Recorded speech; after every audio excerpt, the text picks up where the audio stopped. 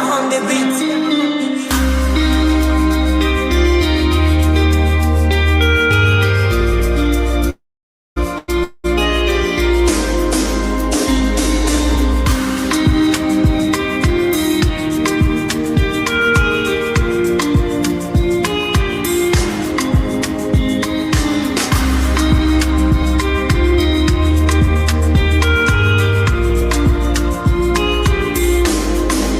I see mommy Nkechi, a rapper don't tell she the new for grave where my uche de Papa Emeka. Don't blind from growing, Peking don't fall, now watch up I'm raw. Me self they shake my hand no feel. Yesterday we laughed, today now dust we more. If we don't stop this night where we they share, tell me who go sing for the ones we know they.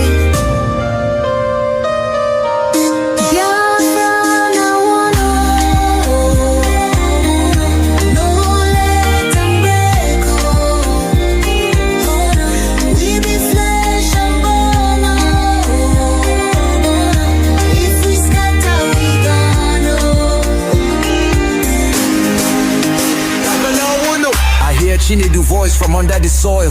Brother, no let my blood turn to oil. Little Ada they ask where my papa go. Her small hand they shake, she no sabi this woe. I beg my people see this fire we burn. Now our house they blaze, now our future they turn. We go tell their ghosts we no go fail you. If we hold this love, that death go burn you.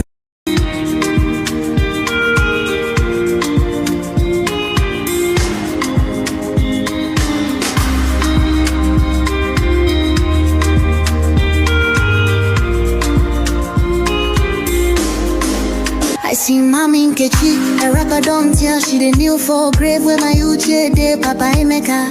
Don't blind from growing, Peking don't fall, now watch up I'm raw. Me self they shake my hand no feel. Yesterday we laughed, today now dust we more.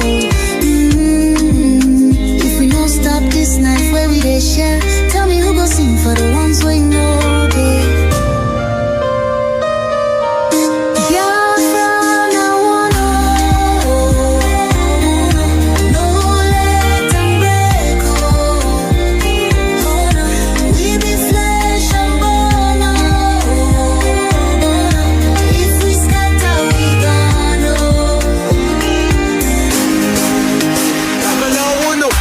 She need the voice from under the soil.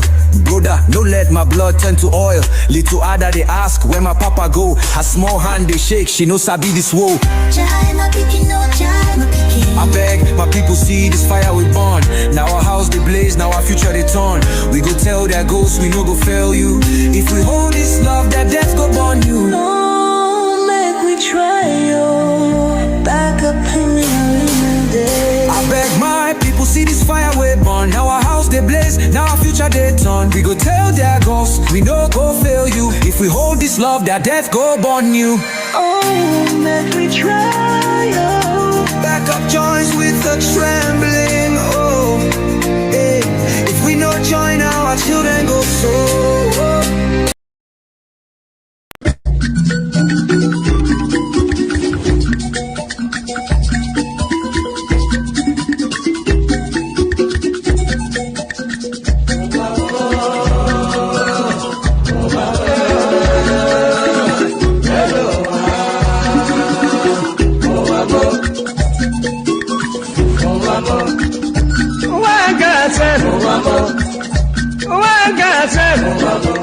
This is not wicked word.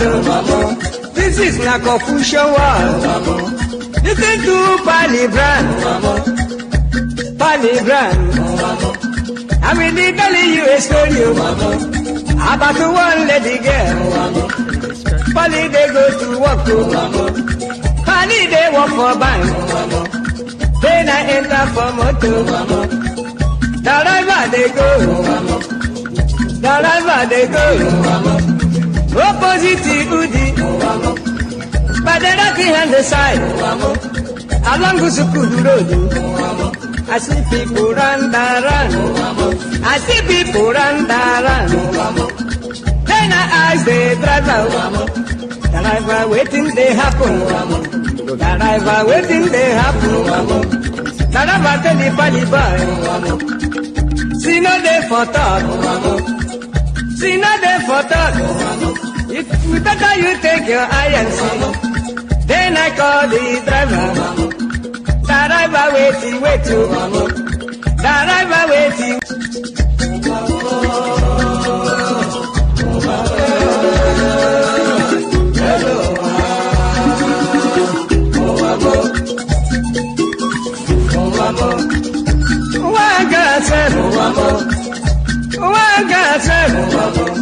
This is my wicked word.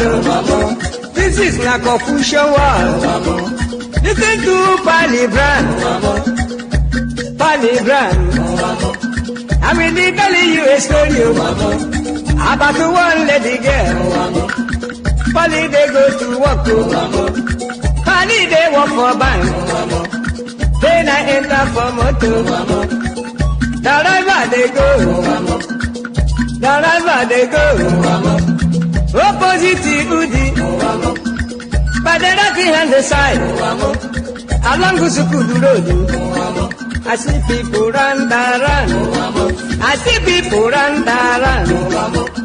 Then I ask the driver waiting they happen. Driver waiting they happen.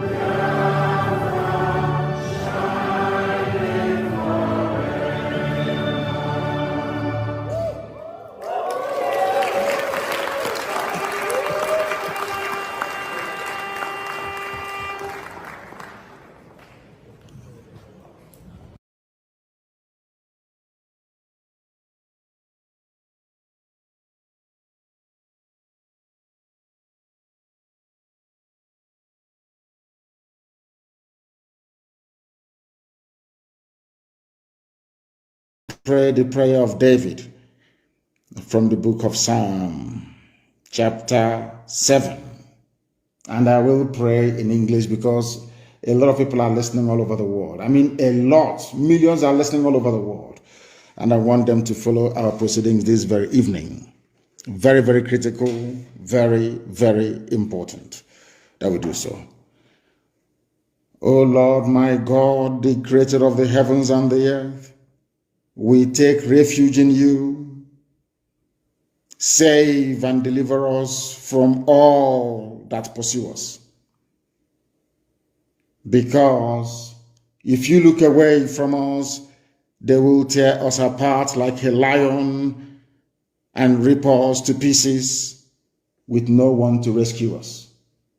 Because the world is against Biafra for no reason. We are hated, we are despised for no discernible reason. Only thee, O Lord God Almighty in heaven, is our Savior, not man. You must come to our rescue. Because you are our Lord and you are our God. If we have done this, if I have done anything, if there is guilt on my hands, if I have repaid anybody, be it friend or an adversary, with evil or without cause, have done wrong to any man or woman, then let the Fulani Janjaweed pursue and overtake me.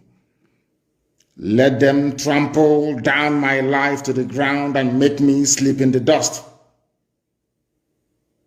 Arise, O Elohim,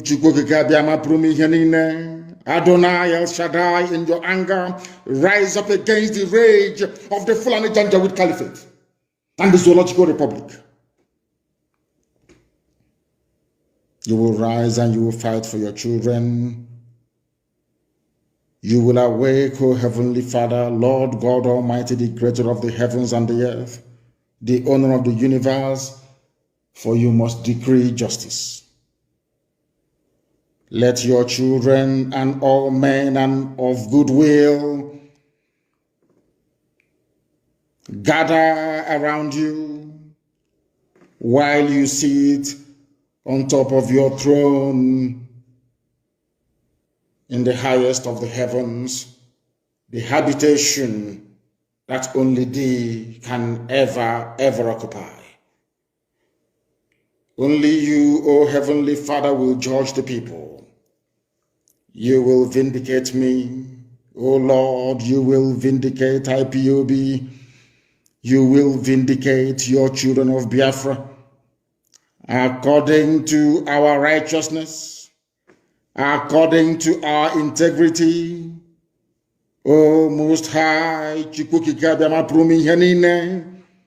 bring an end to the violence of the wicked. Bring an end to Fulani Janjaweed violence in our land. Bring an end to their abductions.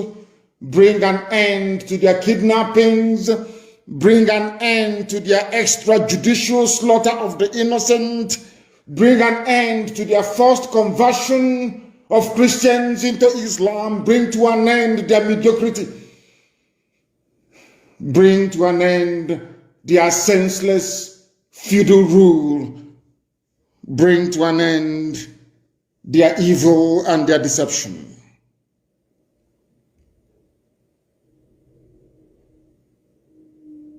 Come and secure the righteous, because only you, O God Almighty in heaven, can see in the dark.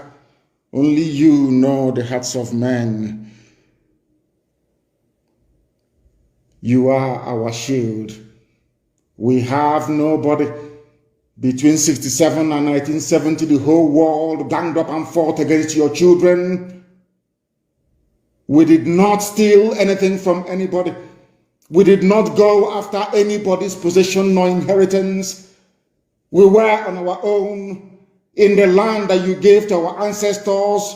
They conspired, they connived, they colluded to kill us. Over 5 million people. We are dead at the end of it. You are our shield. We do not trust in any man or in any state. We trust only in thee, because you are God and you always save the upright at heart. Anybody whose heart is clean, oh Heavenly Father, to those you do not abandon to their enemies. That is why you cannot abandon IPOB. That is why Biafra can never be abandoned. Because your words are yea and amen. You are God, you're not human. Facebook may have been bought over by Nigeria, and we pray that Twitter will not succumb to their threats and their violence.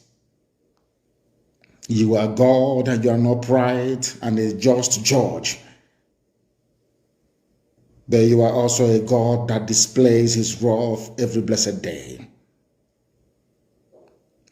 If Fulani Janjaweed do not relent in what they are doing, if the Fulani Caliphate continues to pursue this scorched earth policy of abductions and murder and mayhem, then you, O Lord God in heaven, you will sharpen your sword, you will bend and string your bow, you will prepare your deadly weapons, you will make ready your flaming arrows. Whoever is pregnant with evil conceives trouble and gives birth to disillusionment. That is what is happening in the zoo called Nigeria. Nigeria is pregnant with evil because it conceived trouble and it has now given birth to disillusionment. All the holes that the Fulani Janjaweed are digging for us into that pit, they are falling into one after the other. The trouble that they have caused will always rebound on them. Their violence will come down on their own heads. O Heavenly Father, for we shall give thee thanks always, all the days of our lives, because only thee is righteous. We shall sing songs of praise unto your holy name, O Most High. For as long as there is a child on this earth of Biafran descent and heritage, O Heavenly Father, we shall worship your name and your name alone, now and forevermore, we pray. He said, that was our prayer this evening. We are now going to proceed without further hesitation to bring to you the gospel which I have been mandated by heaven to preach to the children of men. The killing of innocent protesters. 2016, Mbo massacre. 2017, the invasion of my house. Operation Python Dance 2 or 3 or 4, I don't know. I lost 28 men. My mom, my dad are both dead as a result of Southeast governors, what they did. I'm asking them. So when you want to sit down to talk about insecurity, please start from the beginning. The same people meeting today to try and discuss insecurity were the ones who caused it. They caused it, not us. And we must all now live with the consequences. Those who want to destroy this country have shock coming their way, says President. Now, this is what the presidency, which is the Fulani Cabal, what they have put together. Can I also remind the governors and all these idiots in Nigeria writing rubbish every day? You can't kill people's children and expect their brothers not to react. It's stupid. It is called vengeance. There'll be vengeance, of course. So you're wearing army uniform, you're killing people, and you think every army officer will be safe. As long as you're going about killing innocent people, you are putting every army person on uniform at risk. The same goes for the police. All those years, you people were not going about slaughtering people. Was there any reaction? You people are the cause. You people, you come out, NSAS protests, you are there killing people. And you think that their brothers or their cousins will not avenge their death. You're joking. You are dreaming. You can write all your fanciful epistle about one Nigeria, insecurity, all that rubbish. From now till thy kingdom come, it will not make any difference to us. No difference whatsoever. If you kill somebody, you're going to die. Be rest assured. Take up a and there. God punish all of you. Mad people everywhere. They said their president have written. But of course, we know it is Garba Shehu and El Rufai and Femi Adesina who are writing. You stupid animals called Nigerians. A speech of this magnitude should have been made by the president in person if he's alive. But some of you cannot reason. You want 2023 is the turn of my village and all that rubbish. So Yoruba media, you're demonizing Biafrans over the death of Gulag so that Tinubu can be president. And when they deny him presidency now, like Abiola, you ask Nigerians, come, let's go and demonstrate. Parochialism, that's what it's called. Let me ask, I have some questions to ask. They say the President Muhammadu Buhari on Tuesday issued a stern warning to those who are bent on destroying the country through promoting insurrection and burning down critical national assets. A rude shock awaits them. What shock awaits me at Yala? Fulani, I'm asking you, from the Caliphate chairman, Sultan of Sokoto, to the last idiot, Alamajri, Janjaweed on the street, I want to ask you a simple question.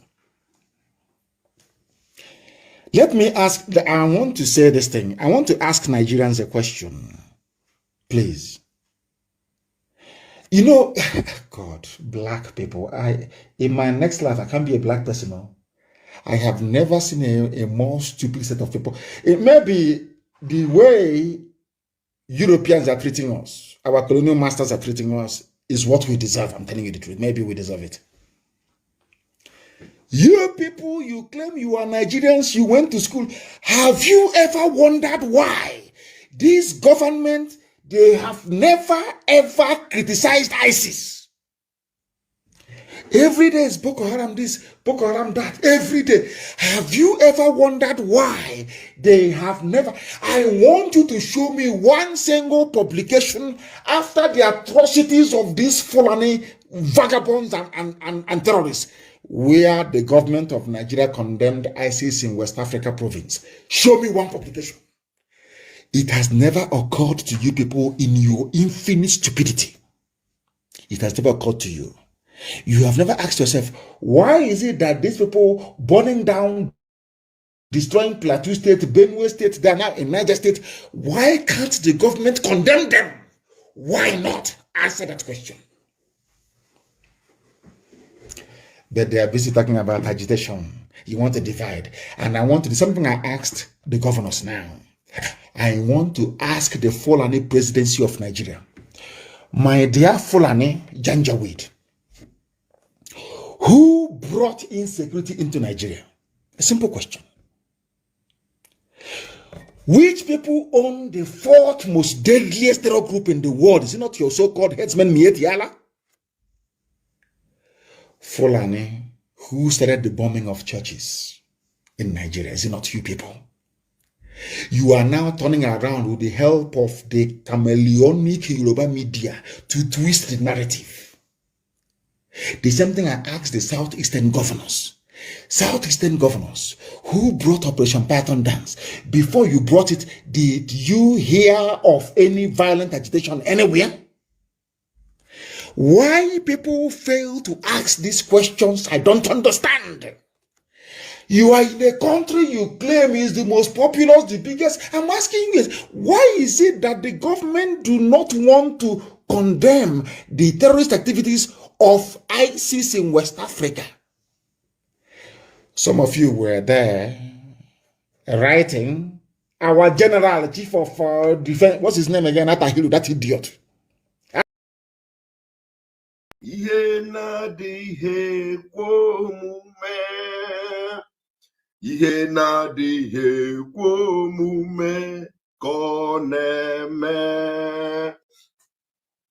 Good evening from here. Good morning, good afternoon. Welcome to the program today. A special program this evening on Voice of Biafra 97.5 FM. Also, as you are watching from through the Enter Biafra Channel 1 and Channel 2, and of course on Enter Biafra YouTube channel and on other IPOB autopilot social media platform. This evening we have come so we can give you people update and the big question. The big question, what next? What next? Today you have seen on different news media in Nigeria how far we have gone. What we are doing now is that the more you look, the less you see. What they don't know is bigger than them. No matter how you want to distract us, we are going to remain focused and keep our eye on the ball. I want to thank those who have worked very, very well up to this point where we are. And I must thank you all. As you all can see, I still have, the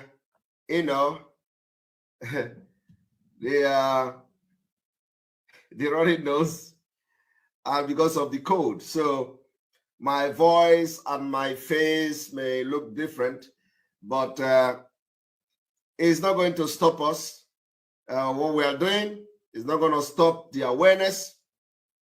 So I am appealing to everyone to pardon me in case if I start sneezing or start coughing or something.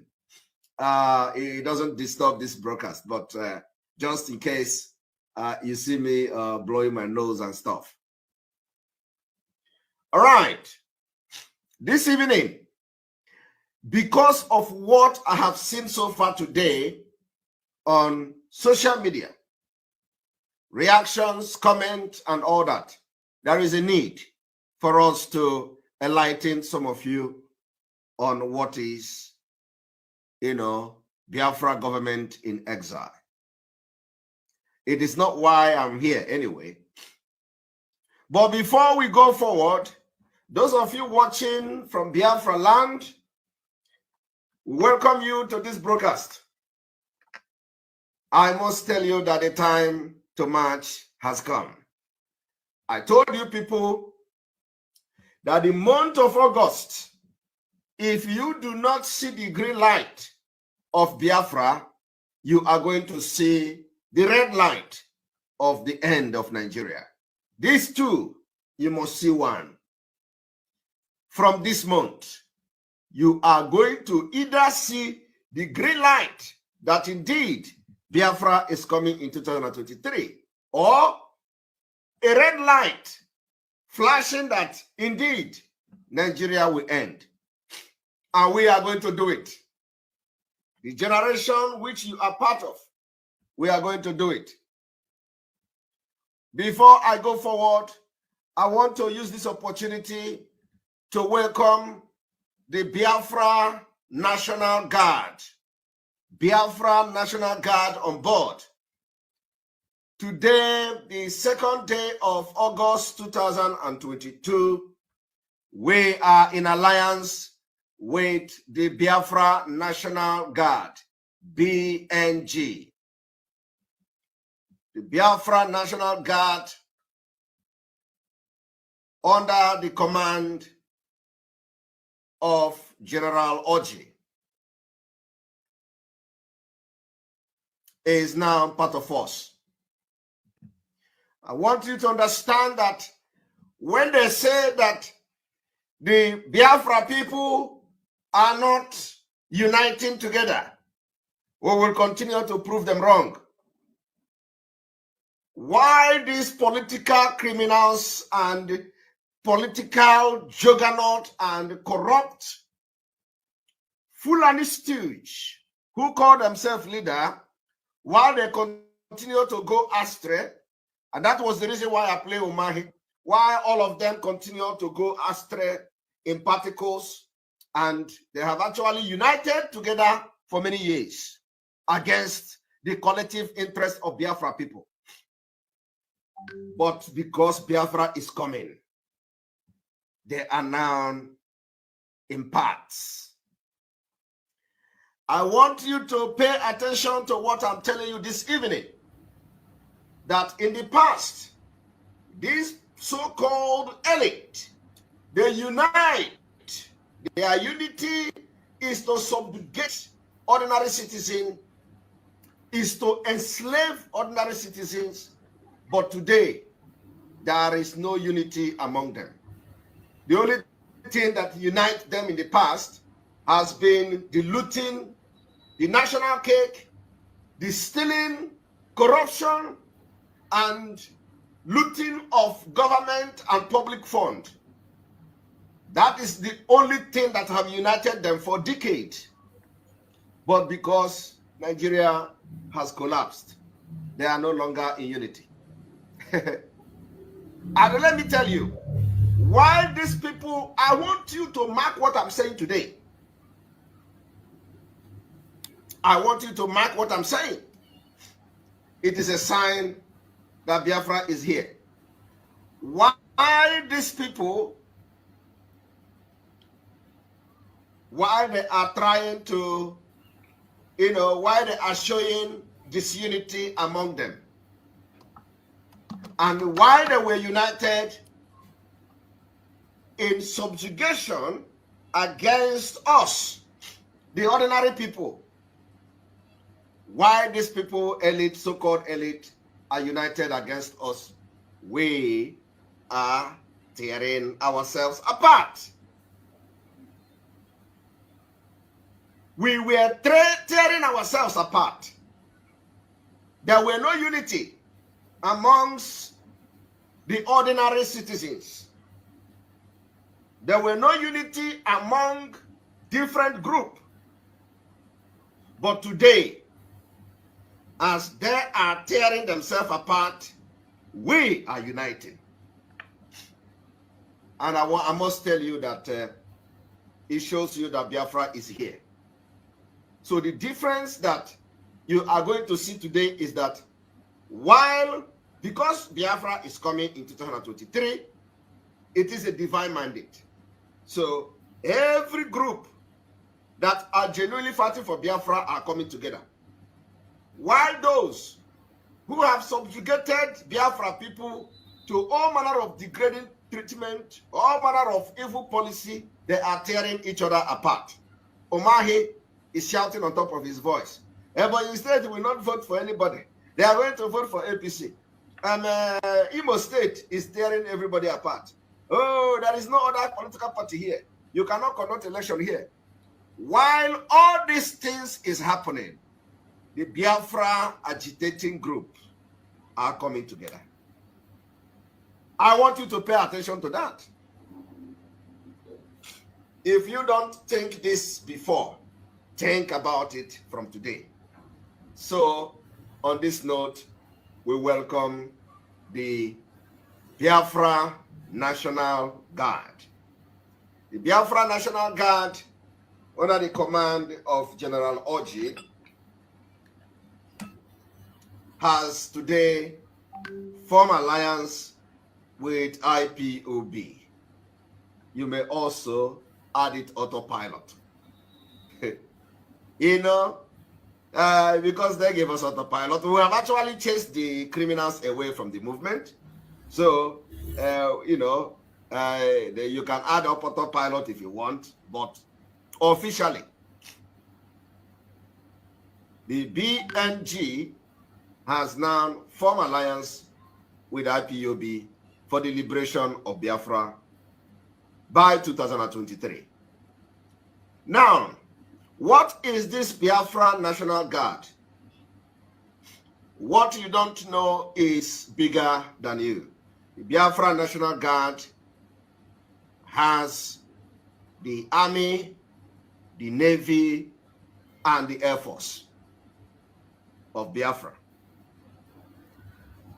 And so therefore, everything has been activated and with church mind and with Obiocha, we are moving forward with speed.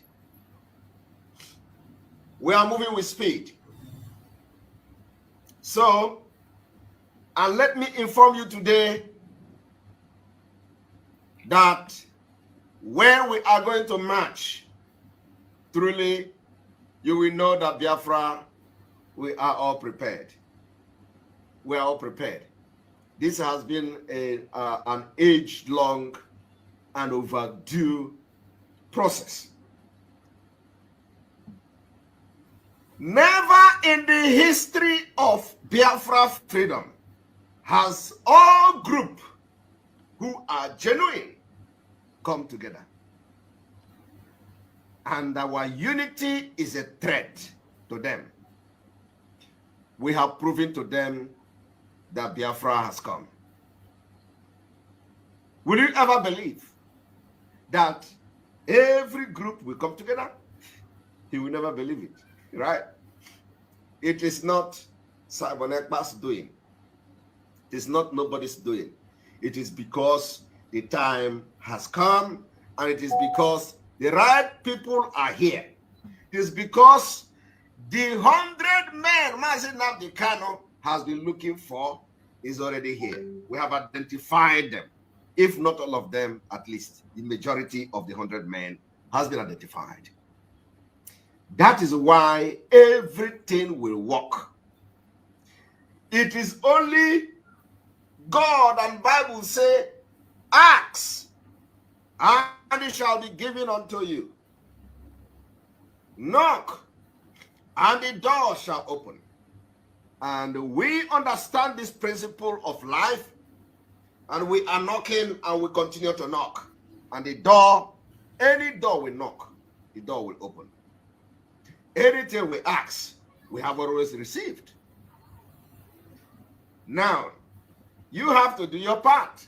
When we ask you, let me tell you today, to restore Biafra, need money. Money, money, money. It is not the time for money to pay salary to anybody. Sorry. It is not the time to raise money for Zama. None of the people in the affair of this particular struggle now need your money. We do not need your penny. But it is going to be a collective effort. So money is needed. That is why on Saturday, as we embark on this emergency fundraising, even before then, make sure you come there and donate generously. Welcome, welcome, welcome, fellow Biafrans. I thank you so much for joining us on today's program. Wherever you are joining from, please like and share the program on your platform. Share to family and friends, wherever you are joining us from. I thank you for joining. Please, if you are watching us on TikTok or you're watching us on Facebook, you are with me on YouTube where the program is being hosted, please do identify on the comment section. Let me know if you can hear me clearly before I proceed. I want to make sure that the audience are hearing me.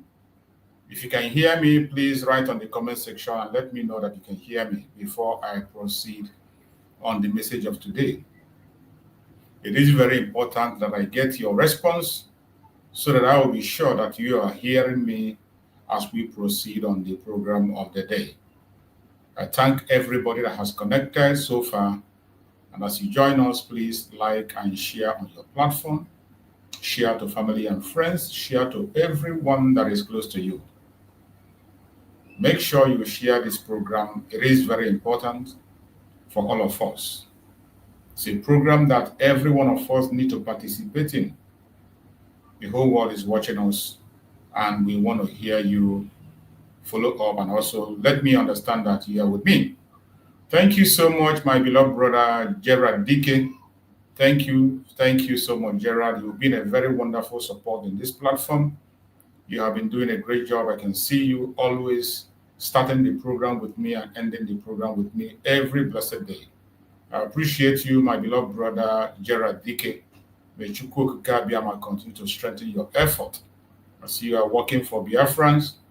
So the gods of Biafra land will continue to protect you. That is why I say everybody have some responsibilities in their own way. So I urge everybody to take responsibility and do something. We have come today, and as you all know, in this very platform, we don't come here to instigate violence. We do not come to this platform to preach hate. We don't come here to attack people or individuals. We don't come here for saga, for propaganda, or for any form of blackmail. We do not come here to speak against people. In this platform, we open it up for everybody to air their opinion. It doesn't matter what your opinion may be. It doesn't matter your orientation. It does not matter your tribe, your religion. It doesn't matter your location. All that matters to us is humanity. As long as you're human and you are genuinely seeking for freedom, you are welcome here. And I bet you are going to enjoy your stay. And also, we encourage you to make a contribution. At the same time, if you are in this platform and you have a superior argument, as you come across our platform, please do come in and give us your superior argument. We want to learn. We want to hear from you. The whole world is watching us. Nobody knows it all. Nobody is an expert in all this here. What I'm telling you is that your contribution has to go a long way to help us to make corrections where needed, and also help us build the Biafra of our dream. You don't just sit back and continue to watch and castigate without offering a solution. So if you have any superior argument on things, please do come up and make your contributions, and you will have all the time in the world respectfully to do what you have to do. All we ask is that when you come online to speak in our platform, try to appear in a decent manner and make sure you speak in a very civil manner. Be civil. It doesn't matter how angry you are. It doesn't matter how you disagree with us. It doesn't matter what your opinion may be. Try as much as possible to be civil so that the world will digest what you are saying and also follow along and understand your point of view. My fellow Biafrans that are watching, wherever you are watching from, I welcome every one of you once again that have joined us on this program today. And we are going to discuss a very, very important issue that concerns every one of us. And I want every one of us to make a contribution to make this very program a very lively one. If you are watching on TikTok and you want to make a contribution, send in your request. I'm bringing you in so that you can make your points. Everybody will be hearing you, including those who are watching on YouTube and Facebook. They will be hearing you. And then they will give response accordingly. We want to attend to everyone.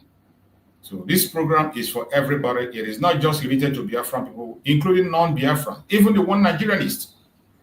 If there are reasons why you are still a one Nigerianist and you are from the Biafran region, if there are reasons you have to give, if there are superior arguments you have, please do us a favor. I also do yourself a favor to come in and engage us. We will respond to you, and we believe that at the end of the discourse, we will agree on something. That is the essence of coming on a daily basis, and most importantly, to put the Biafran message across the world, to tell our story exactly the way it is, the truth and nothing but the truth, because a lot of lies are flying right, left, and center. The enemies have told our stories for a very long time. So many lies have been pushed by the government of Nigeria and their agents. So many things are being said wrongly. The true picture of what is happening in the contraction called Nigeria is not being shown. So we try as much as possible to show those we can be able to show, and also to air our opinion and tell the world the exact situation of this contraction called Nigeria. So wherever you are and you come across our program, please do join us, make your contributions, and we are ready to listen to you and also answer your questions where necessary. My fellow Biafrans and everyone that is watching, today we are discussing on a very, very important topic.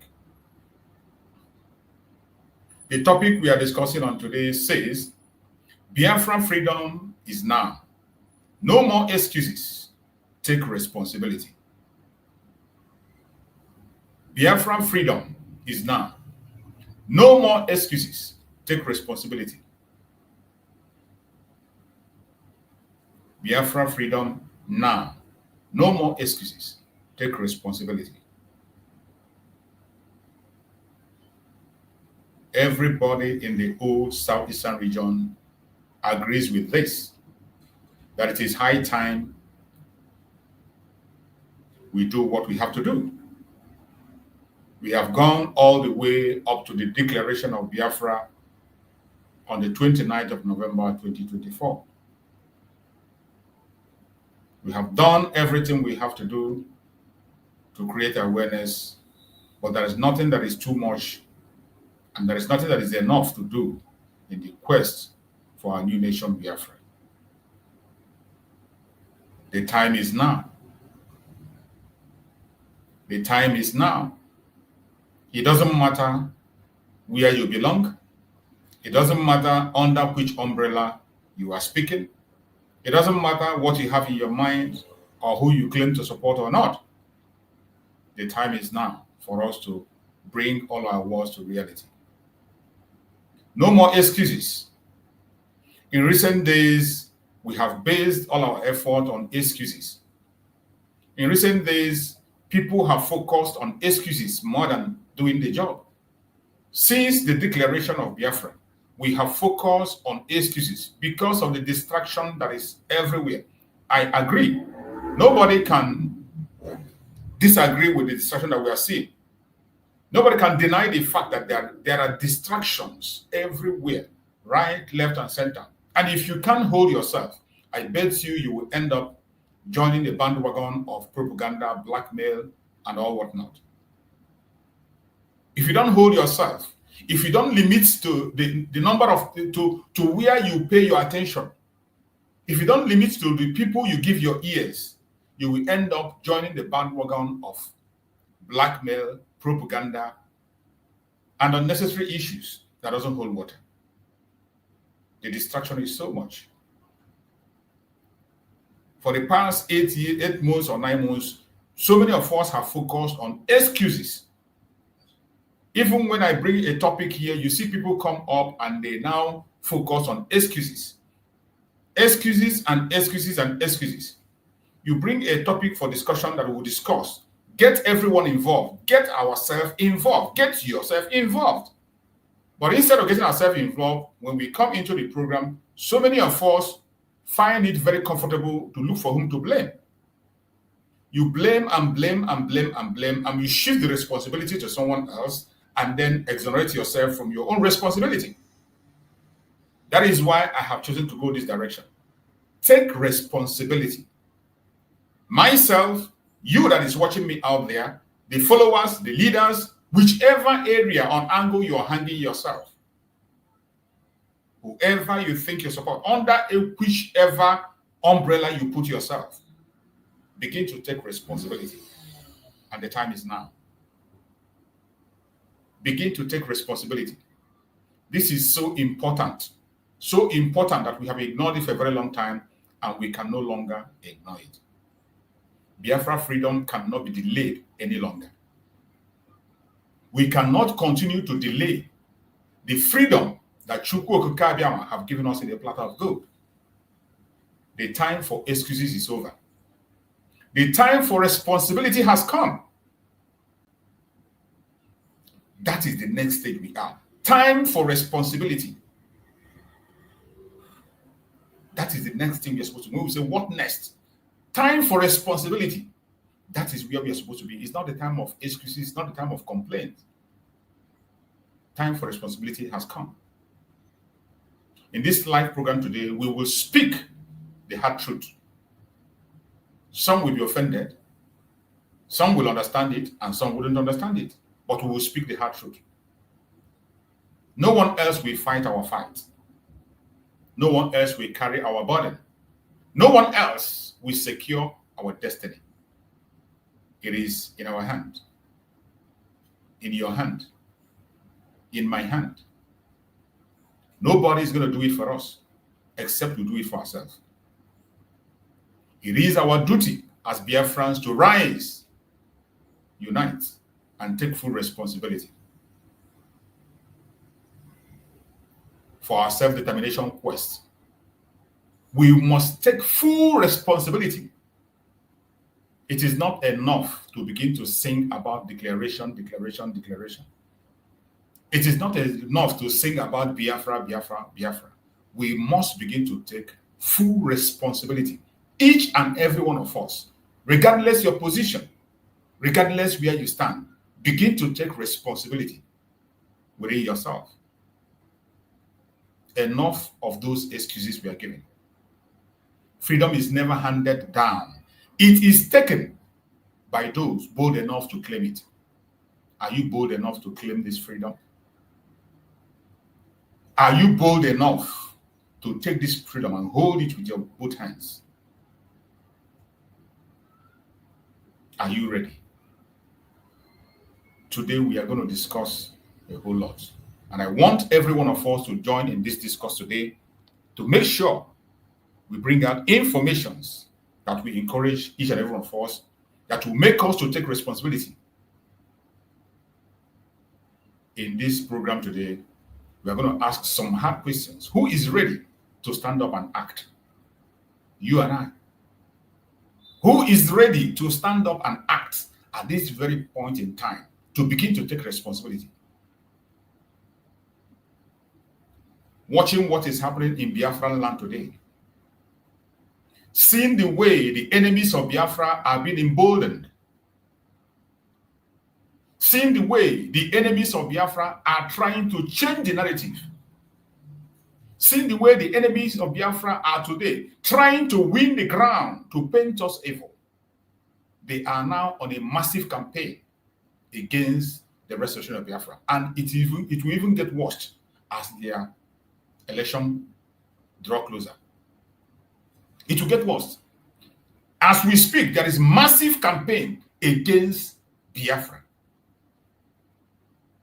There is massive campaign against this Biafra that we have declared, that we are holding on to, that we are seeking for the recognition. There is massive campaign, even on the ground, by our own fellow Biafrans. That is their new strategy. So they always have something to do. That is most disturbing thing, that these enemies always have something to do. But what about us? We are doing nothing. We are doing nothing. You saw the video I played of Mazi Simon Ekpa. One of the signs that Mazi Simon Ekpa saw and spoke about the Biafra coming was the unity of Biafran people. When Biafrans were coming together, all the genuine Biafran agitators began to come together. All the genuine forces began to come together as one. That was when Mazi Simon Ekpa identified that, yes, truly, Biafra is coming. And it is very close. That was the only signal he saw that he needed to see. The unification of Biafra, speaking in one mind. Genuine agitators, genuine Biafrans coming together in one mind as one. Something that has never happened. And that triggered him to go further, to speak about the coming of Biafra. Today, what do you see? What do you see today? What are you seeing today? And what is the picture you are getting? What is that picture telling you in your head? I said today is going to be a very hard truth. Some will get offended and some will also understand my message. What are you seeing today? Every single video I play before my program has a meaning. And I know why I draw those messages from people who laid the foundation upon which we are building, to see what they did and how they went through before they get to where we are today. Mazi Simon Ekpa in that program said it clearly about the unification he saw. That unification shows that truly, truly, Biafra is divine and the time has come. Who is ready to stand up and act today? It's a question. Who is ready to stand up and act? This is a question for everybody. For Tom, Dick, and Harry, old, young, poor, rich, official, non-official, government, military, whatever. Who is ready to act, to take the bull by the horn? is a question that deserves an answer. And I hope I'm going to get an answer today before the end of the program. Remember, this is not the time for excuses. I wouldn't want anybody to come on to begin to give excuses. Do not give excuses. It is a time to take responsibility. Tell me what you can do. Tell me what you think is the right thing to do. Tell me the direction we have to go. This idea of coming with excuses to look for whom to blame at every point in time is not leading us anywhere. It's keeping us stand still, not allowing us to go to the next level. What role must each Biafran play? Another question. What role must each Biafran play? You and I, what role must we play to see that we achieve our aim? What role must each Biafran play? These are questions that are seeking for answers. And when we get these answers individually for ourselves, we will begin to do things right. We will begin to do things right. I don't believe in people following sheepishly. I don't believe in that. I don't believe in people following sheepishly.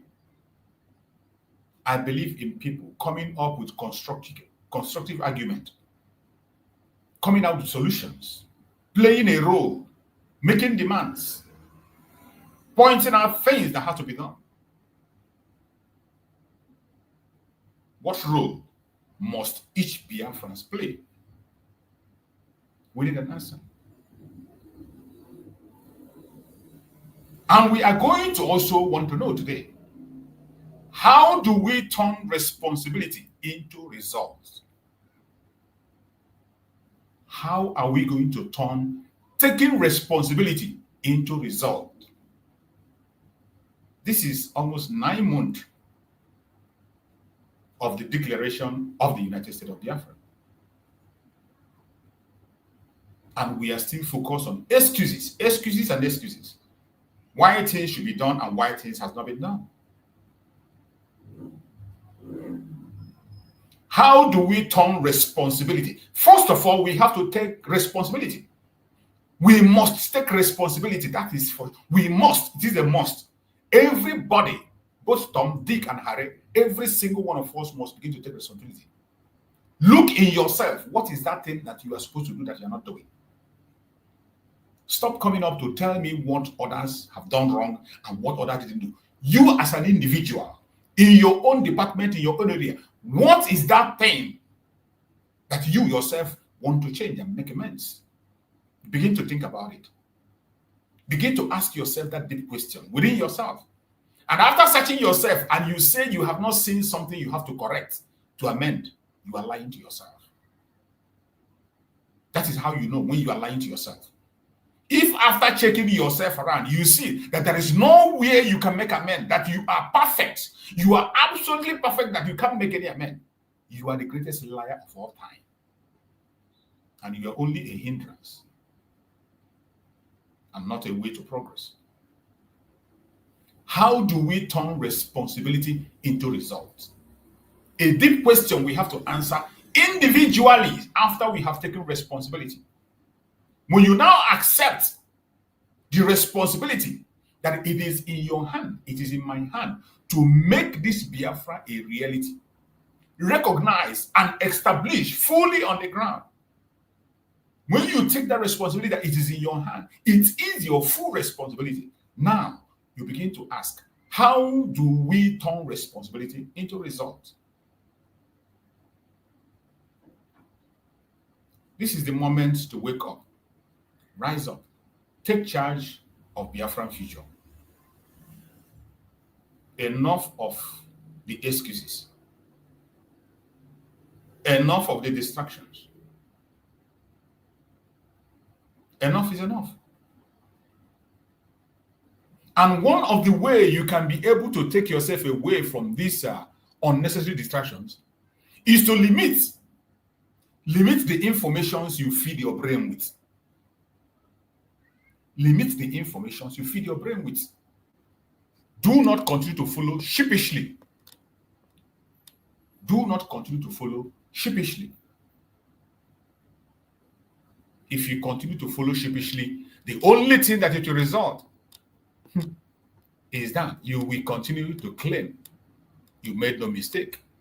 You will continue to claim to be on the right side, even when it is obvious that you are in a very wrong side.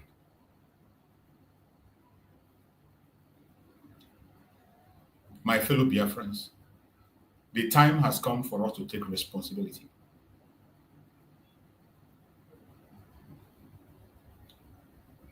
It is no longer a thing of debate about the fate of Nigeria or what Nigeria provides. It is no longer something of debate. The aspect of Nigeria is settled. It is no longer a debate. The whole world knows that contraption called Nigeria is not meant to be together. It is not meant to be together. The whole world knows that Nigeria cannot survive, and the situation is, Nigeria is a failed state. It is not a propaganda. All you need to do is to look at the indices of what makes up a failed state. You can Google it up. Google it up. What makes up a failed state? Then look into Nigerian situation and see if you cannot see all those indices very clear in Nigeria. So the issue of Nigeria is that it's no longer existing, as far as we know. But in terms of establishing a new foundation, setting yourself free, those of us who are trapped into that very area, it is in our hand. Nobody will do it for us. Nobody is going to do it for us. No Western country is going to come to fight this battle for you. For some of us who are waiting for one Western country to come and do this and do that, it's not going to happen. It's not going to happen. You need to free yourself. You need to free yourself. Every blessed day, when you hear the news that is coming from the contraption called Nigeria, it becomes more clearer that this country was not meant to survive and will never survive. Just of recent, just as yesterday, we had a new attack by the terrorists. This time, they engaged a mosque. In the mosque, more than 50 people are dead now as we speak. In the northern part of Nigeria, more than 50 people were murdered in cold blood. More than 50 people lost their life in cold blood in the northern part of Nigeria. It is no longer a joke. It is no longer a thing of it's no longer a thing of maybe suggestion or say maybe somebody. It's not a propaganda. These are facts. And some of the media houses have carried the information. But I bet you this is one out of many that happens every day. And just like Mazen Nandikano said in his broadcast that I just played, that some of us are not asking questions. We know that all the terrorist groups on this planet Earth have their affiliation in Nigeria, being led by ISIS. ISIS is in charge of the terrorism in Nigeria today to tomorrow. But why is it that Nigerian government is not focusing on that ISIS? Why is it that they never spoke anything about the ISIS? Instead, we have seen videos in places where they even went into contract with ISIS.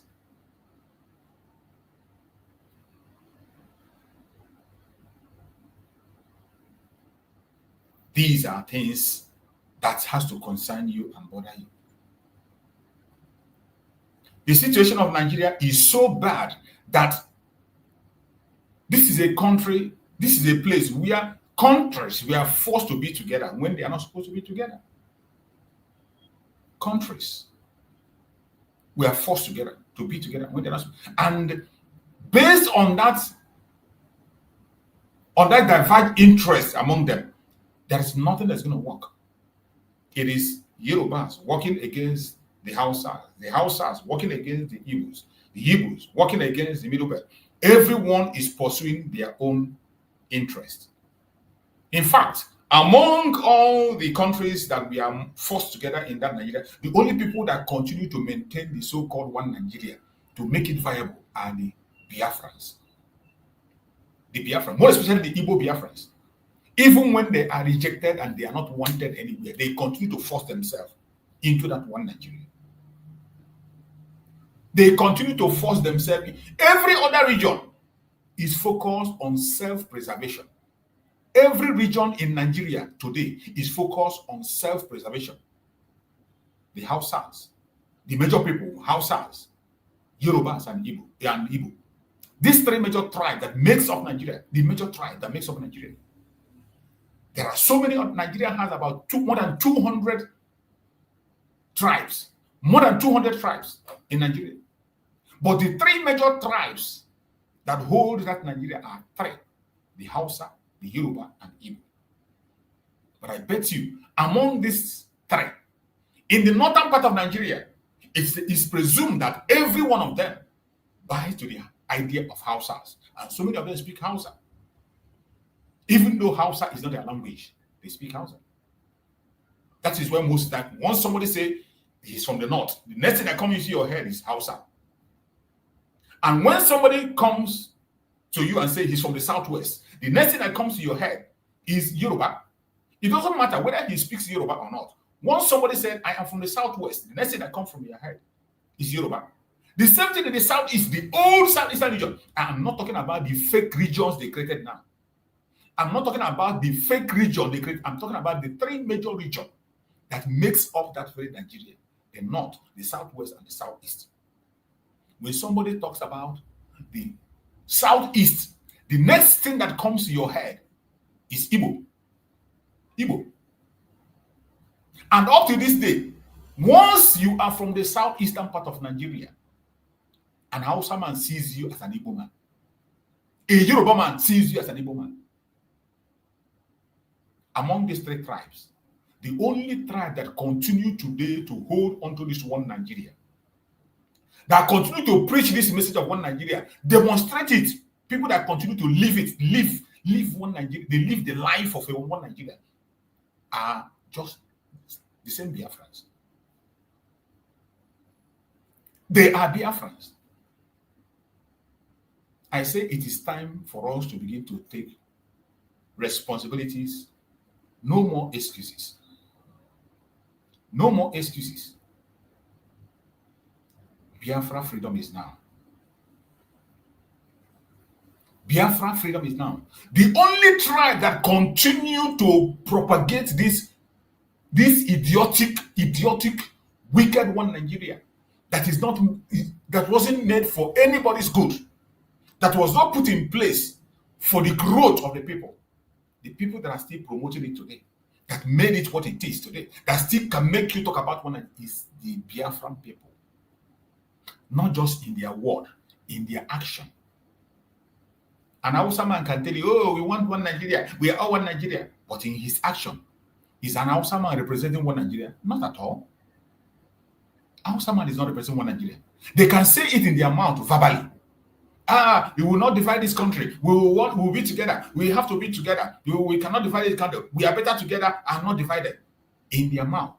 But practically, does a northerner want one Nigeria? No, they don't. They don't. And by the way, it was these same northern people that were the very first people to make a move and say they don't want to be part of Nigeria. They were the very first people in the history to say they want to get out of the union called Nigeria. They protested against it. They made the move. And who stopped them? Unfortunately, who stopped them? Your founding father. The one you call your founding father, some of you call your founding father, Dr. Nnamdi Azikiwe, was the one in the front line to stop them because he was born in the north. He was born in the north. And that northern blood is telling him. That pity of the north is in him. He still wants to keep that relationship. He felt that staying very far away from them will not benefit him. Even though he might be doing that with a clear heart and a clear mind, but the people he was dealing with have a different agenda altogether.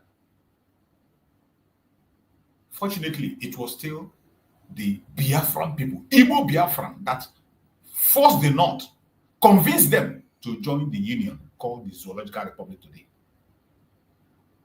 Look at the Yorubas. A Yoruba man can tell you, we are better together than divide them. We are better together as one Nigeria than separate them. We are better together than... No, it is better we be in Nigeria. We can build it. We can solve this problem. In their mouth, they can say it. But in their behavior, in their action, do they really want one Nigeria? Absolutely no. Do they really want one Nigeria? Absolutely they don't. Do I blame them? Of course. For me, I don't blame them. I do not blame them. Neither do I blame them not. I don't blame any one of them. It is about self-preservation. And self-preservation is not a crime. Even though you don't have to do it to the extent you begin to hurt each other or begin to destroy other lives to preserve yourself. But people are going extra mile to even do that if that is what it will take for them to preserve themselves. It is led for you also to preserve yourself. Go and check. People that preach about one Nigeria, in their mouths, they are the ones that are writing on social media, talking. In their actions, what do they do? The Yorubans don't want one Nigeria. Remember, even Awolowo never wanted to be anywhere with the North. Awolowo was in the front line of telling Dr. Nnamdi Azikiwe, leave these people, let us go. Leave these people. But Dr. Nnamdi Azikiwe continued to insist on waiting for the North that say they don't want to be part of this. And he ended up convincing them. Today, the Yoruba people, do they want one? They don't. In as much as they preach it, they talk about it, they are in the front line of stopping the freedom of the Biafran people. They are in the front line of castigating the Biafran. But in their actions, do they want one Nigeria? They don't. That is why you look at Lagos State today. You see what they're doing in Lagos State. Every history that has to do with the Igbo tribe in Lagos today is wiped away. In a country where they are telling you they want to be one. Up to the stage of tampering with a name like Mbadiwe. Somebody who was in the front line of building Lagos. A history that generations to come must learn and keep. They have the boldness to touch a name called Mbadiwe that built Lagos State, that gave a strong impact in Lagos. They removed that name and they renamed a road that was named after him. So many other things that has to do with Igbos that they got by merit. This is not by force or by claim. Things they got by merit because they merited it. Every single title an Igbo man earned the Yoruba land today, Lagos State. Every single title an Igbo person get, they earned it through hard work. It is not because they were in power. It is not because they were in power. It's not because they had money. It is not because they are popular. It is something that they earned through hard work. But today, in broad daylight, the same Yorubas, the same Lagos people today, they gave you the president who is sitting in power, telling you about unity. The same president who is telling you about unity is in the front line of taking out everything that represents the Igbos in the Lagos State. Every single thing that represents the tribe, Igbo in Lagos State, they want to wipe it completely. And they are not apologetic about it. They are doing it openly, in broad daylight. And yet, they will go to social media and tell you, we want Nigeria, we better be one. Why are you talking about division? It is better we just be one. Let us just be one and speak in one voice. Let us just be one. But ask them, why are you wiping away the history that was made by the Igbo Biafrans in Lagos State? Why are you going after them? Why are you hindering them from taking their positions where they are supposed to take position? By merit, not by force. Every single thing they have got in Lagos State is by merit. Every single thing the Igbos got in Lagos is by merit. I want you to always remember that word, by merit. It wasn't by force. It wasn't that they had money, they got job because they were empowered. No. But today, you see what the president of the country is doing. Bola Ahmed Tinubu, the drug baron, is in the front line on attack against the Igbo Biafrans. Yet, he will come and he say, oh, go and preach, let us foster unity of becoming. It is so sad that some of us, Biafrans, are so idiotic. We know how to follow sheepishly. We follow things sheepishly without making any tangible contribution. Sheepishly. And it is sad and heartbreaking. Very sad and heartbreaking. And I bet you, on this program today, I'm saying Biafra freedom is now. No more excuses. Take responsibility. The only tribe that continues to promote this one Nigeria by their actions is Biafran, and that must stop. It must stop. It must stop. If you genuinely want freedom, it must stop. It is a must. It is a must. From day one, the North never wanted to be part of this. The Yorubas never wanted to be, and none of them is still ready to be part of it. That is why they don't invest in the Southeast. They don't invest in that area. They don't care. They don't even want to visit you. They don't even want to know what you are doing and how your area looks. They do not want. The Yorubas, the Northerners, they don't want you. They don't want to have it. That is why they are not bothered. They don't want to establish in your place. Both they are rich and they are poor. Both they are rich and they don't want to have anything to do with you. Those of them that find their way there are coming there. Just like we have seen, for security information, that is why they are coming. Some of you don't know. Those of them that come there to come and do shoe shining, they come and shine your shoe. They come and do one menial job order. These are hardcore informants. Sometimes you get to wonder, how is it that these Fulanis know our bush more than us? Have you ever wondered how they manage to know our bush more than us? How is it that they know ways to come and make a kidnap in Biafra land and they take off successfully without anybody noticing them? That is the only thing they come to do. Look at their big men who have money. They not have the richest man in Africa. How many business does Dangote have in Biafra land?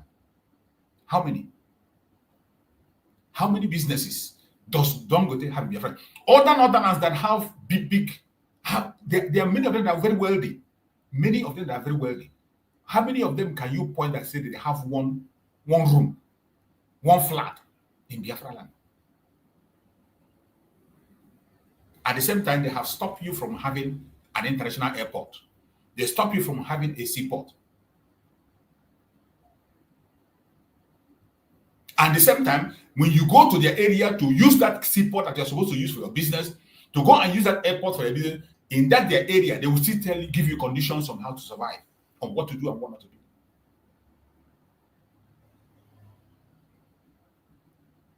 The only people today that are still holding the chain of this very one Nigeria over our head is the Biafran people, more especially the Igbo Biafrans. Can you please loosen up this chain and let every man go his separate ways? It is a very hard truth that might offend some people, but it's high time we say it the way it is. If you really, really want freedom, there are certain things we must no longer do again.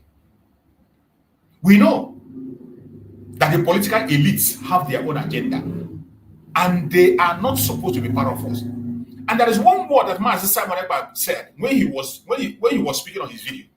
There was one statement Mazi Simon Ekpa made that some of you are not paying attention to. Mazi Simon Ekpa said, whenever they are divided, we are united and we are succeeding. And whenever we are divided, they found unity and they begin to prosper. Have you ever paid attention to that? Of course, no. Whenever those of us who are genuinely seeking for Biafra are divided, you find out that the strategies of the politicians, those evil politicians, begin to work. They begin to gain ground. Even among our Biafran, they begin to, just like I said now, they are, as we speak, they are pushing a propaganda against us, you and I, that are in this very struggle. There's a new wave of propaganda to tarnish our unity, to tell the people that we are the kidnappers, that we are the organ harvester, that what we do is to cause havoc and cause him. They are pushing it in a way, in a massive way, that if nothing is done, I bet you a time is going to come. It might be difficult for you to convince anybody. This project is ongoing as we speak. This project is ongoing. They started it with telling people that we are the troublemakers. Remember, the governor of Anambra State went to the US, told them that we are the kidnappers. As if that's not enough, they involved the content creators. Content creators begin to come and tell us how they kidnapped them. And the people that kidnapped them were Biafrans. And they took money and they saw them with heavy arms. All these are organized propaganda. Today, they have arrived to another stage today. The stage they arrived today is to begin to cover videos of places where Biafrans have deserted because of the attack of the military of Nigeria. The place Nigerian military have gone to burn houses of Biafra, destroy lives and property. They are going there to take video, and they will tell you the Liberation Army of Biafra caused havoc. They drive people. Look at what they are doing. They say they are fighting for Biafra. Look at what they are doing. Look at here. Everywhere is deserted. They never mention Nigeria. This is a new propaganda that's going on, and I bet you this propaganda is getting ground, and some of us is not paying attention. So many of us are busy. We are busy, very busy, pushing propaganda and attack against ourselves. We are sheepishly defending and supporting what we don't know. But the major problem is there, sitting right before you, and you don't care. Biafra freedom now. No more excuses. Take responsibility. You that is watching me. I don't want you to come and tell me about someone else. Take responsibility. Tell me about your own effort. What are we going to do? Where are we going to channel this energy? This is what we are supposed to do. I need answers. I need answers. I need answers. I need answers to very important questions that is before us. Very, very important questions, which I have mentioned here. I need answers. Who is ready to stand up and act as we speak? Who is ready to stand up and act? What role must each Biafran play as we speak today? In this situation, what role must each Biafran play? How do we turn responsibility into results? After we have taken responsibility, not blaming, not excusing, not condemning, after we take responsibility, each and every of us, both old, young, poor, rich, big, small, how do we turn responsibility into result? These are strong questions that are seeking for answer. And if you have those answers, we want to hear. Biafrans are listening. The world is listening. Our story is a very disturbing one. And the time has come for everybody, wherever you are, whoever you are, to begin to play your part, to begin to do what you have to do in the quest for Biafra. Biafra freedom now. No more excuses. Take responsibility. You're welcome, my beloved brother Greg. Thank you so much for joining. Go ahead and speak to us, my brother Greg. We want to hear you. Yeah, Mazi, good afternoon.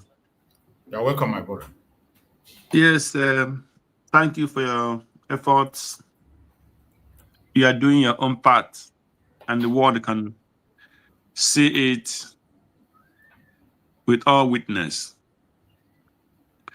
It is God's doing.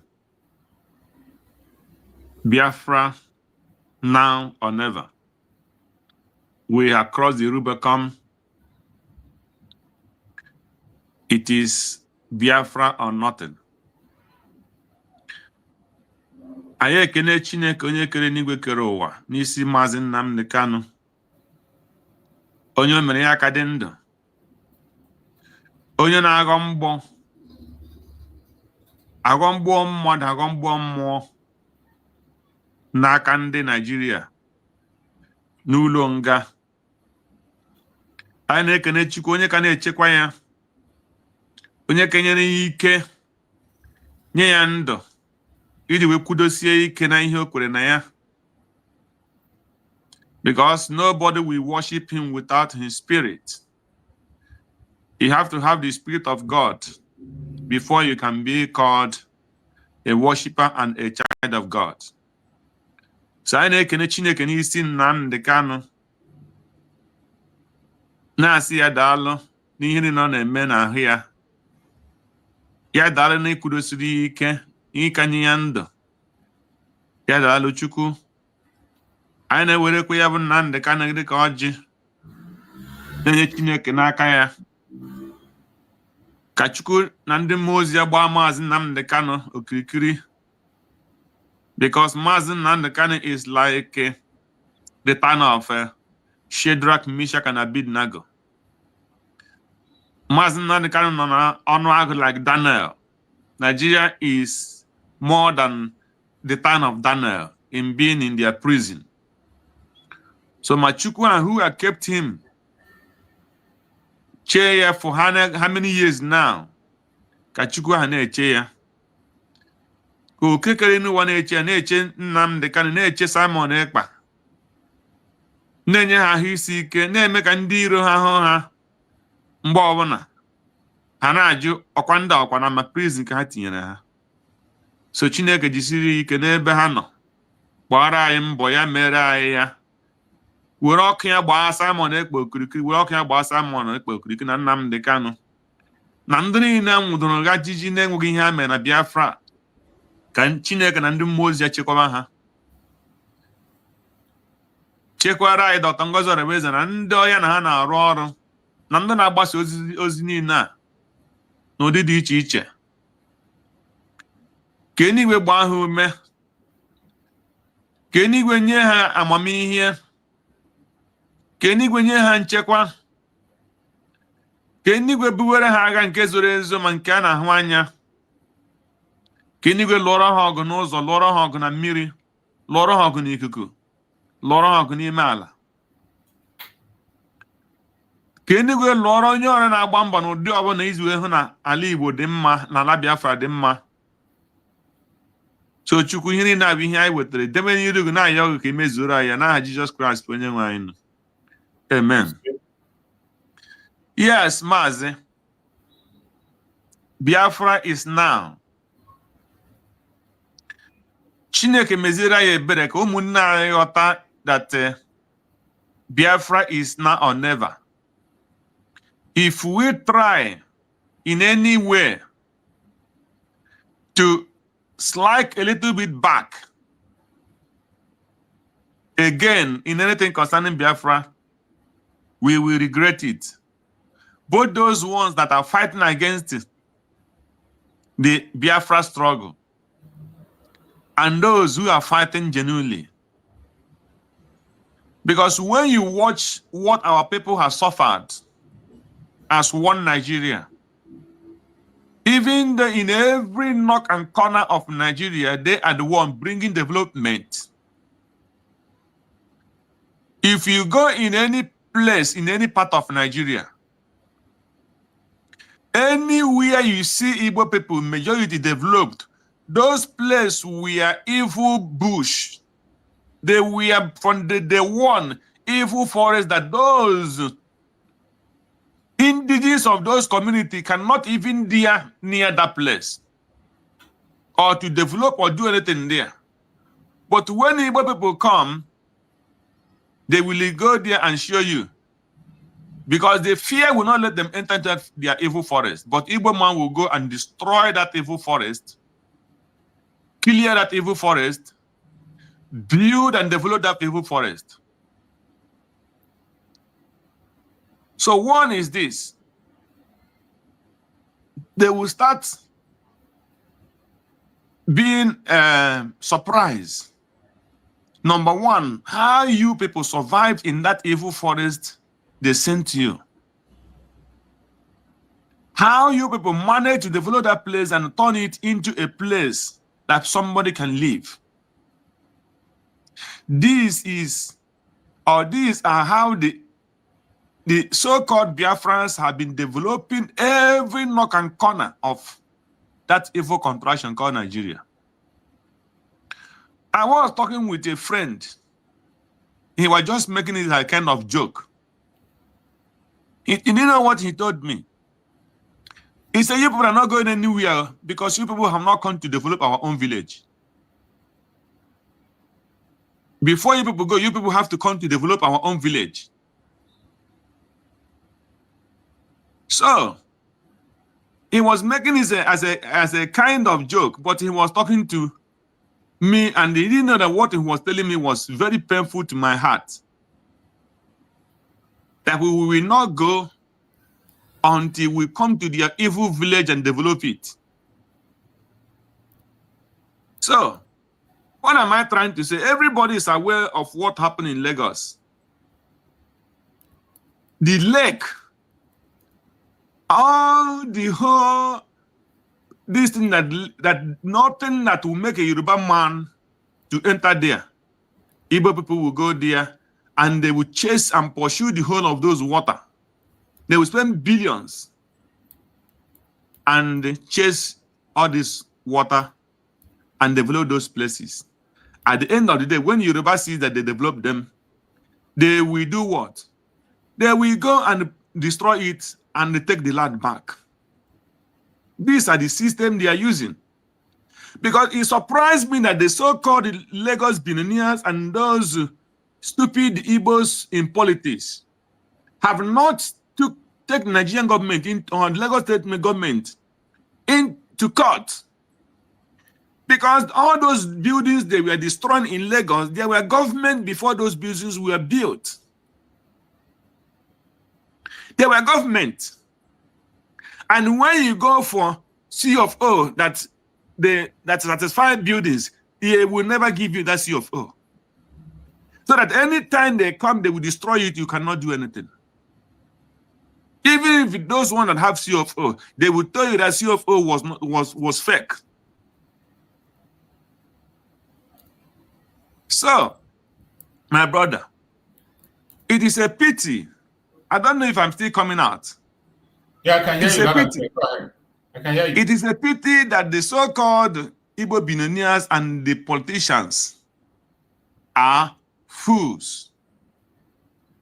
Ozuna maham wejiwe na mahana etinyewe na akpati. Ma foze mbana donye ya nala. Are the ones fighting against what we are doing. I watched this video from this man from us with all those their propagandas that you mentioned here.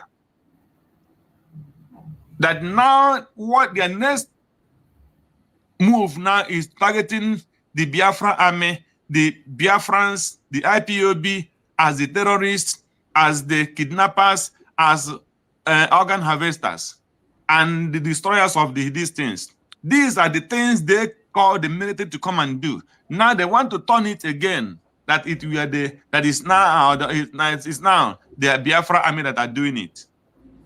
How can Biafra army go and destroy whom they come to protect? We went and bring the Ebubago, carry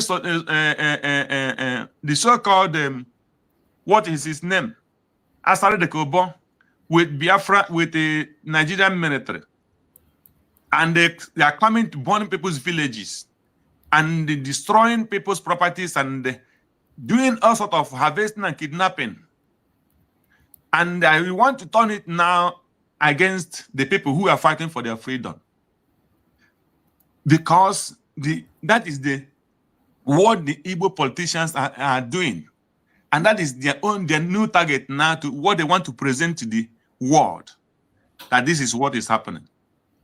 So after that fool, we are ranting and all the whole thing he was saying concerning the Biafra army. At the end of the day, I was waiting for him. He came and he made a statement that shows that he's working for Hope Uzodimma and the Nigerian government. When somebody said he said that it is now for them to come out and start making those things, sending all these messages on the media. But one of his friend told him that they don't need to do that because if Biafra come, and he said he was asking which Biafra will come. So he was saying which Biafra will come, telling him that he is working against that Biafra coming, and that is his own target. So his own target is to fight against those people who are fighting for freedom. Not that because those people are committing any crime, but he's fighting against them because he doesn't want those Biafra. So both of them, they have put big amount of money for him to organize people to come and do those things, and that is what he's doing. But that thing that man tell him will happen before that Biafra come. He will be no more. Let him go and mark it. Because that Allah Biafra will swallow him. Yes. So what am I trying to say? What I'm trying to say is to support what you make as a headline. That people should come out and the Biafra is now. And we have gone to the stage that there is nothing that will stop the defense of Biafra. It doesn't matter whether me become an obstruction tomorrow. The Christ said, if people refuse to honor him or worship him, God will raise a stone from that community, and they will start worshiping God. And the same thing will happen to Biafra. So it doesn't matter whether our Biafra military or police or whomever are misbehaving. God will raise a stone. The stones, Agitation and Alibo, Agitation and Allah Biafra, every corner of Biafra will rise and fight for the cause of Biafra. No man, no woman can stop it again. Talk less of that useless person. So, what am I trying to say? What I'm trying to say is to wake any Biafran that's still confused. Any Biafrans that are still hoping to go and take money to come and fight against the people who are fighting for freedom. I'm not supporting any Biafran that is using Biafra to commit crime. After all, I myself here, the Nigerian police in police uniform have robbed me. They did not go and arrest Tinubu or Buhari, who was in power, and say that I was robbed with police uniform. Even when I went to the police office to complain, they asked me, are you the first person that they have robbed? And they intimidated me that I'm calling police armed robbers. So they did not went and start arresting all the police officers in their offices and say, why must police rob me? The solution that caused that form a Bubago and the Dogachi, who are killing innocent people, who are laying every part of Igbo land. They have not gone and arrest the Soludo and say, why must you form a Bubago? And now they are doing evil. They are robbing people with gun. They have never gone and arrest the Soludo. So I don't see the reason why that if there is any bad egg in anything that Biafrans are doing, or people who use the Biafrans need to go and commit crime, they started shouting. When all those people they are forming every day are using their uniforms as Soludo army and Soludo police, going to buy people, going to rob people, going to harvest organs, going to kidnap, doing kidnappings. They have not gone to arrest Soludo or Tinubu in the office as the governor, or even as a commissioner of police, or even a DPO, and say, why must all these people use police uniform or use the Bible to do anything? No. But anytime they will start propaganda, the Biafra army, the Biafra IPOB this, IPOB that, Biafra this, Biafra that. Because our people who say that they are in a group fighting for freedom are the ones who is giving them that opportunity to do those things they are doing. So, but those things will soon stop because God will flush all of them away. So anyhow, any Biafran can contribute this time before it's too late for them, because when Biafra come, it will come. And that warning that man gave to that fool who say he come from Osun, that if Biafra come, that he will run away. He will run away. And that is a prophecy to him, but he didn't understand it. Biafra will come, and all of them will pack out. Nobody will chase them. They will run away themselves. Because we are not ready to chase any person out, because law will take charge.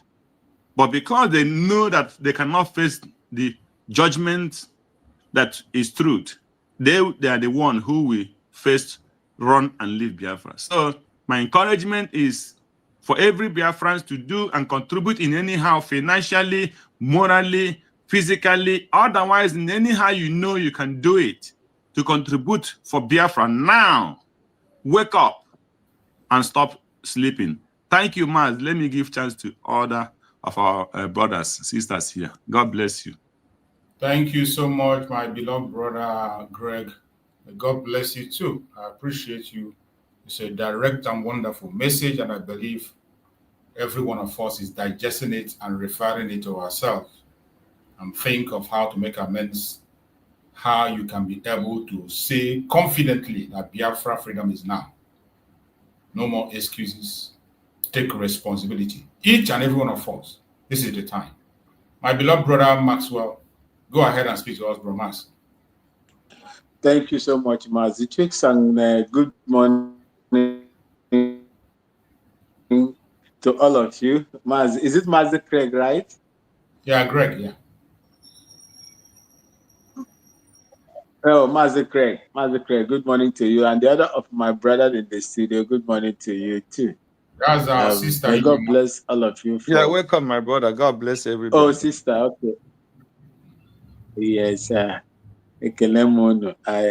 salute the courage that you people have gathered, irrespective of what these people are doing, the evil entity is doing in Nigeria. Do you know? I posted it, is it on my timeline on Space? They are now fabricating another cyber law that is going to even incriminate anybody within that space that criticizes the government, even if what you are saying is true, for inciting the public against the government. You are going to be arrested and jailed in Nigeria. I've never seen this kind of thing before in a democratic, in a so-called democratic setting. Now you are bringing a kind of more than military system, to gag and put fear, to whip up this fear in people, so that the likes of VDM, the likes of Mazo, Kocha, myself, and every of them that are preaching against the evil administration, the evil Nigeria, will be jailed. That is what you get in a lawless country, a pariah nation, a failed nation, and a terrorist nation. When other countries are fashioning ways to improve on their freedom of movement, freedom of association, freedom, to air your views, freedom of expression, they are there, forming up some kind of system that is going to put them on the ground. And you want me to believe in such an entity? My spirit and the physical body has left that evil contraption, despite that I followed for many years in serving them. I served them for many years. I put my life on the line for 18 years for that evil contraption. And the only thing that I get is the treatment that they are meting out against my people, simply because they ask for freedom. Yes, freedom we ask, and freedom we are going to get, because we cannot have freedom in a graveyard, in a terrorist entity, an entity that does not encourage merit, an entity that does not encourage the people of Biafra, an entity that is more of intimidating the people that God placed in that particular region, that particular area, from the time of the old, bless them so much that they don't even supposed to suffer. You control everything on their land. You cannot allow them to prosper. And when they ask to leave, when they say they want to leave, you said, no, you cannot allow them to. What do you expect them to do? The reason why all of us have gathered here today is to make sure that our freedom is assured. I am supporting anything that is going to make the land of my mothers to be free. I am supporting anything that is going to make the people of my mothers to enjoy what God has given to them for free. One of my Nemoche in the UK sent me a video. She is also an active participant of the USB. She sent me a video this morning. She sent me the environment in Ebendi Eliza. She sent me the video. I look at it. I commented. I sent to her back. I said, Nemoche. You see how clean and how peaceful that place is? You see how clean, well arranged that place is?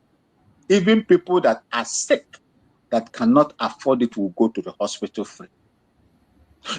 Your children, when you give birth to them, once they are 3 years in Eliza's house or Eliza's home, they will force you to bring them to school. Even if you don't have to say they must go to school free. I think it is only in the university level, the final cycle, that you will be allowed to take student loan. And the thing that is making them be what they are, all the resources are sourced from Biafra land. Let me speak for our own Biafra land. The same thing they do to us in Ghana, taking our goods. Until our people now are trying to reconsider themselves and take over and control. Yet they are still there. That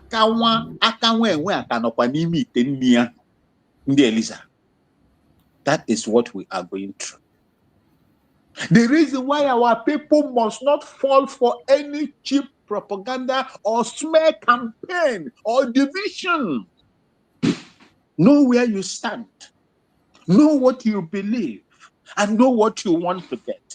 If your soul and your spirit is in this cause, you don't need anybody to stop you. You don't need anything to discourage you to do what you're supposed to do in order to make sure that you get secure your freedom first. Without freedom, you are nobody. Without freedom, we are nobody. And these people know the reason why they are doing this thing. They want to make sure they put us aside, subjugate us, and pin us on the ground in such a manner that we cannot even see the light of the day. And Ndibo said, no, we are not brought up in that manner. Chukwokika Abiyamada created Ndibo and put them at that particular area, did not create them in that manner. And that is the reason why we are fighting, because we are not used. Our body, the body chemistry, our DNA is not designed to suit such system. And that is the reason why all of us are fighting. Because when you are in a place where you are, there's something you are allergic. Something you don't like will cause some sort of allergy on you. And that is what that system and that entity called Nigeria has been doing, has become to the people of Biafra. And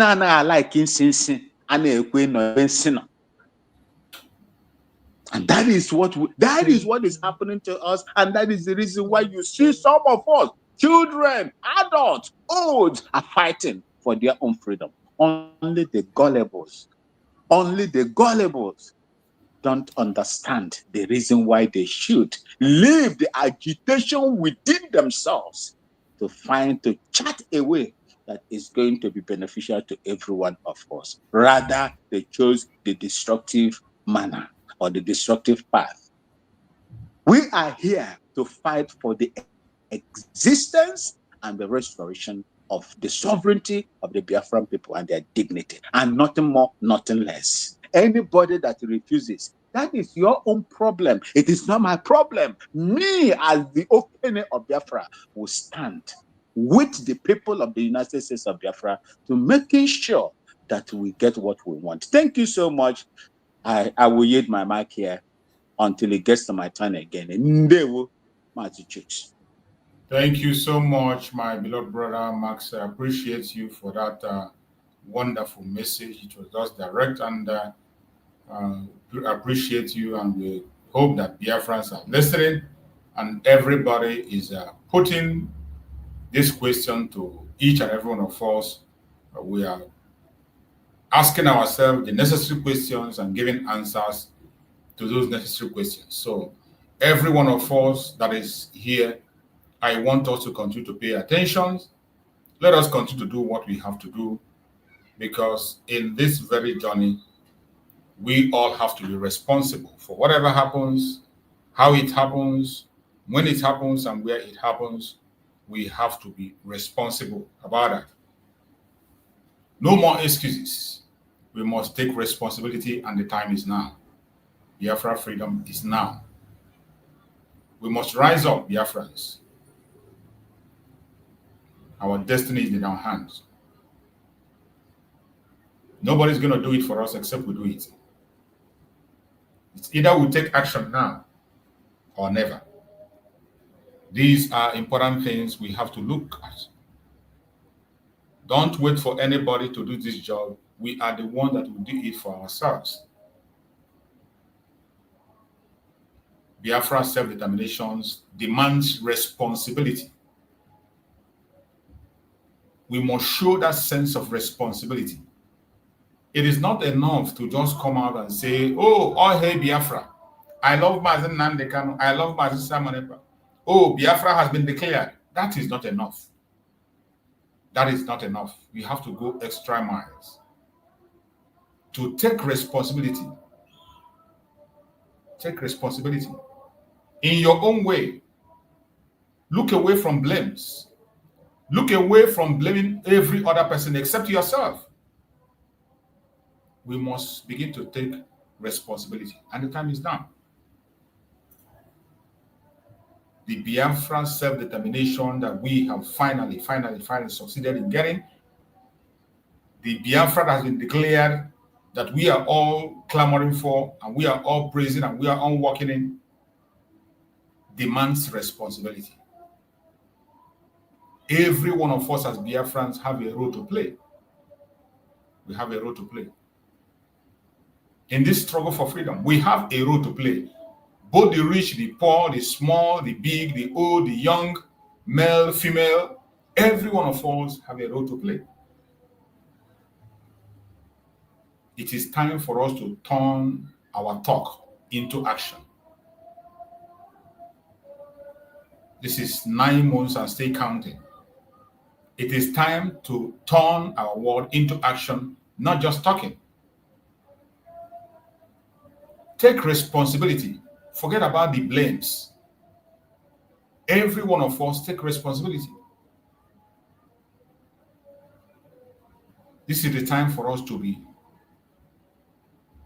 doing what we're supposed to do. There's an urgent call for us to make a move. Unite as one. Sacrifice. Put in commitment anyhow. Let's get what we want. There is no other time than now. It's more right for us to do what we're supposed to do. We must take responsibility, and the time is now. Our enemies are having program every day, changing the narrative, and in their own, they are stepping up, they are going ahead. But look at us. Instead of us walking ahead, we are slowing down and we're looking back.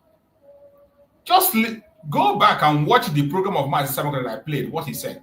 Mazi Simon Ekpa, the only way he identified the coming of Biafra was when he saw that the Biafran forces, genuine Biafran forces, were uniting together. Regardless where they are, every one of them were coming together. That was at the point where he saw that it is right. I have a reason I play those videos before I start. And every one of us must continue to take responsibility and do not allow others to deceive you or to confuse you. We must take responsibility, and the time is now. My beloved sister Ijoma, go ahead and speak to us. Go ahead and take the mic, Sister Ijoma. Thank you, Mazdi Chiefs. Good morning and good afternoon. Greetings to Biafrans, according to where you are, your time now. Another morning has come. Mazdi Chiefs, thank you for always being there. Thank you for making your subject matter very critical and straight to the point. You know, at times some people may misunderstand you, but people with critical thinking knows where you are heading to. And I always appreciate your thumbnails. They are very, very important topics. Now, I want to say, you question you ask, because the time is now. There is no other time. You know, let me start from our government. I thank our government. They are doing well. It's 9 months. We are still baby. But we have gone further than this before the enemy struck, which by now we're supposed to be packing our baggages, and those that are still outside will be having a very good conversation with those that has already landed, preparing their own to go in the exodus as we know it will happen. Unfortunately, the enemy struck again. But I think now we have started the real new phase, because divinity has given us an answer that even a mad person cannot argue that. Even I know some people will still argue that. The truth is like a plain land or slate, that everybody, even the blind, when told the story, will know the truth immediately. So on this very time that we are, I congratulate our government for keep holding all the insults, all the bullets, for keeping on. It's very important. They underrated our government, but our government make them to know that they are more than what they can ever anticipate. And I say kudos to the United States of Biafran government. Kudos to our DPM. Kudos to every Biafran, true Biafrans, honest Biafrans that stood and protected and keep protecting their mandate. Very important. That is where it starts. I watched one shot yesterday from India, the Indian people. We don't know the impact of what we are doing in this very platform. Every nation that has been marginalized in the past, they are now speaking, even when they know they cannot do anything anymore. The Indians, you know, American nation is the Indians. It's not these Europeans that are there. It's the Indians. If you go read the history, because I'm not here to tell anybody. The Europeans that were there went there for a history. It's the bad ones they took there when they have already eliminated the Indians. This thing we are doing now has made many cultures to come up. I saw that shot yesterday. I went back to see it again to send it in the platform. I couldn't get it, but I'm going to search it. These people, we are talking about how the West came to them with their hunger and how they did every manner of bad thing that they did to them, including poisoning their water. That was where they eliminated them completely. I was shocked. I say now in Africa, they cannot poison our water, but the air and other things we know. Why am I saying this? These people came to speak because of what they saw us doing. South American countries are also rising because of what they saw Africa doing, especially the Biafrans. Now, where I said our government have a very big role now to play in action, no matter what.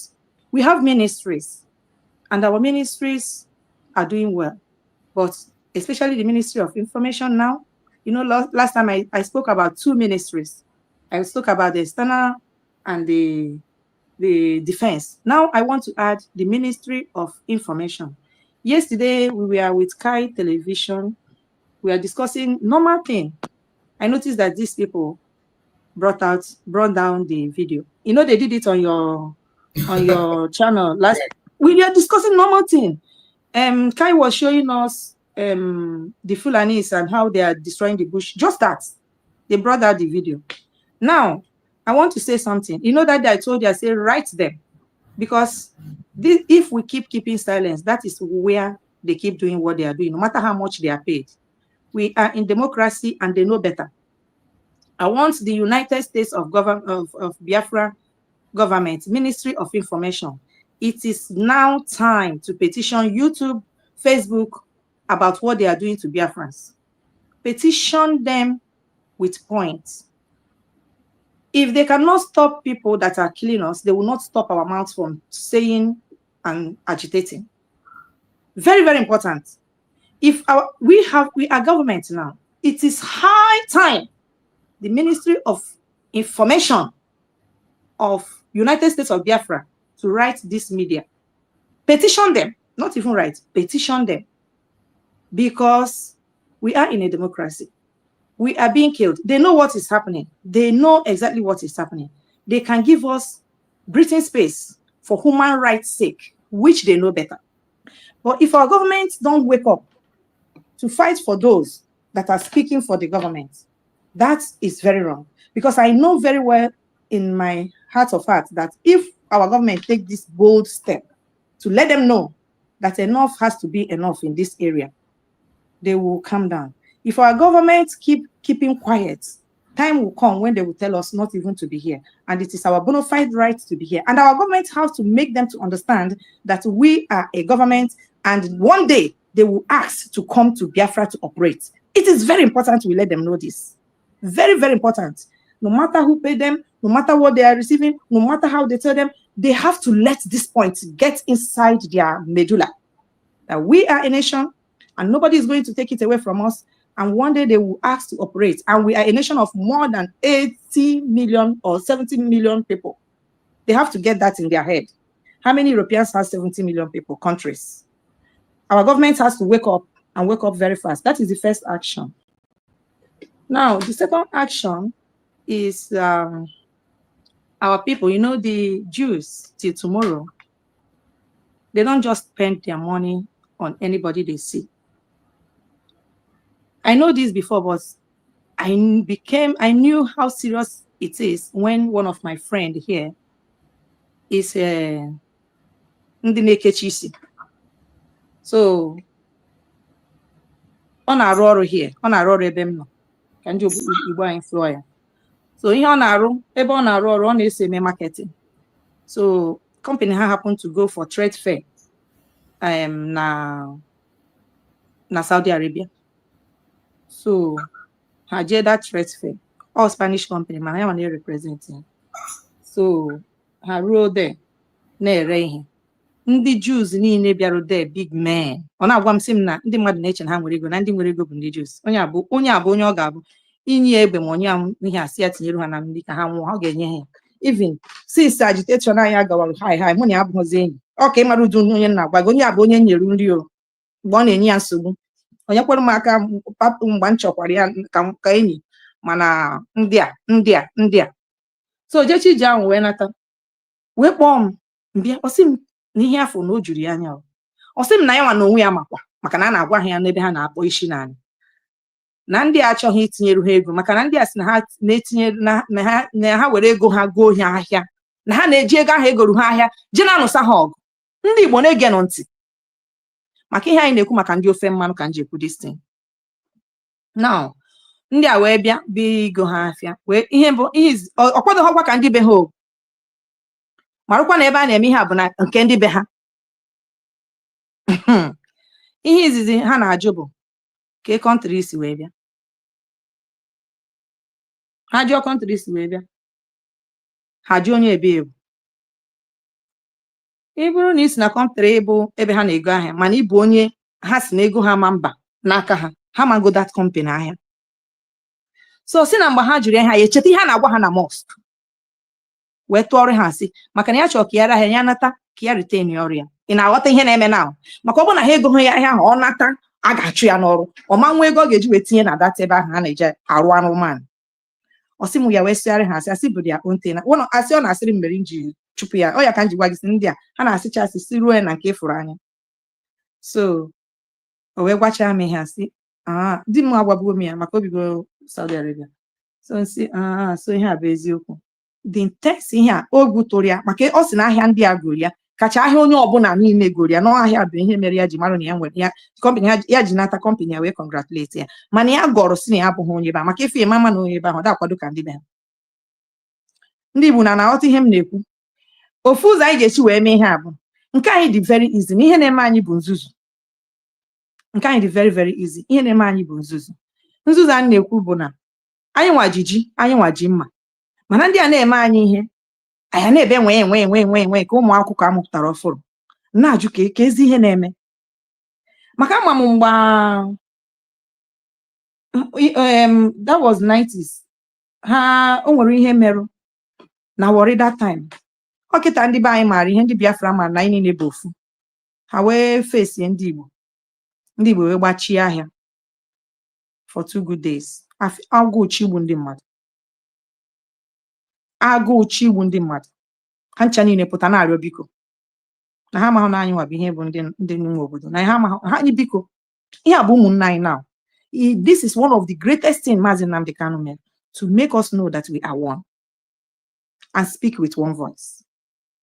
Now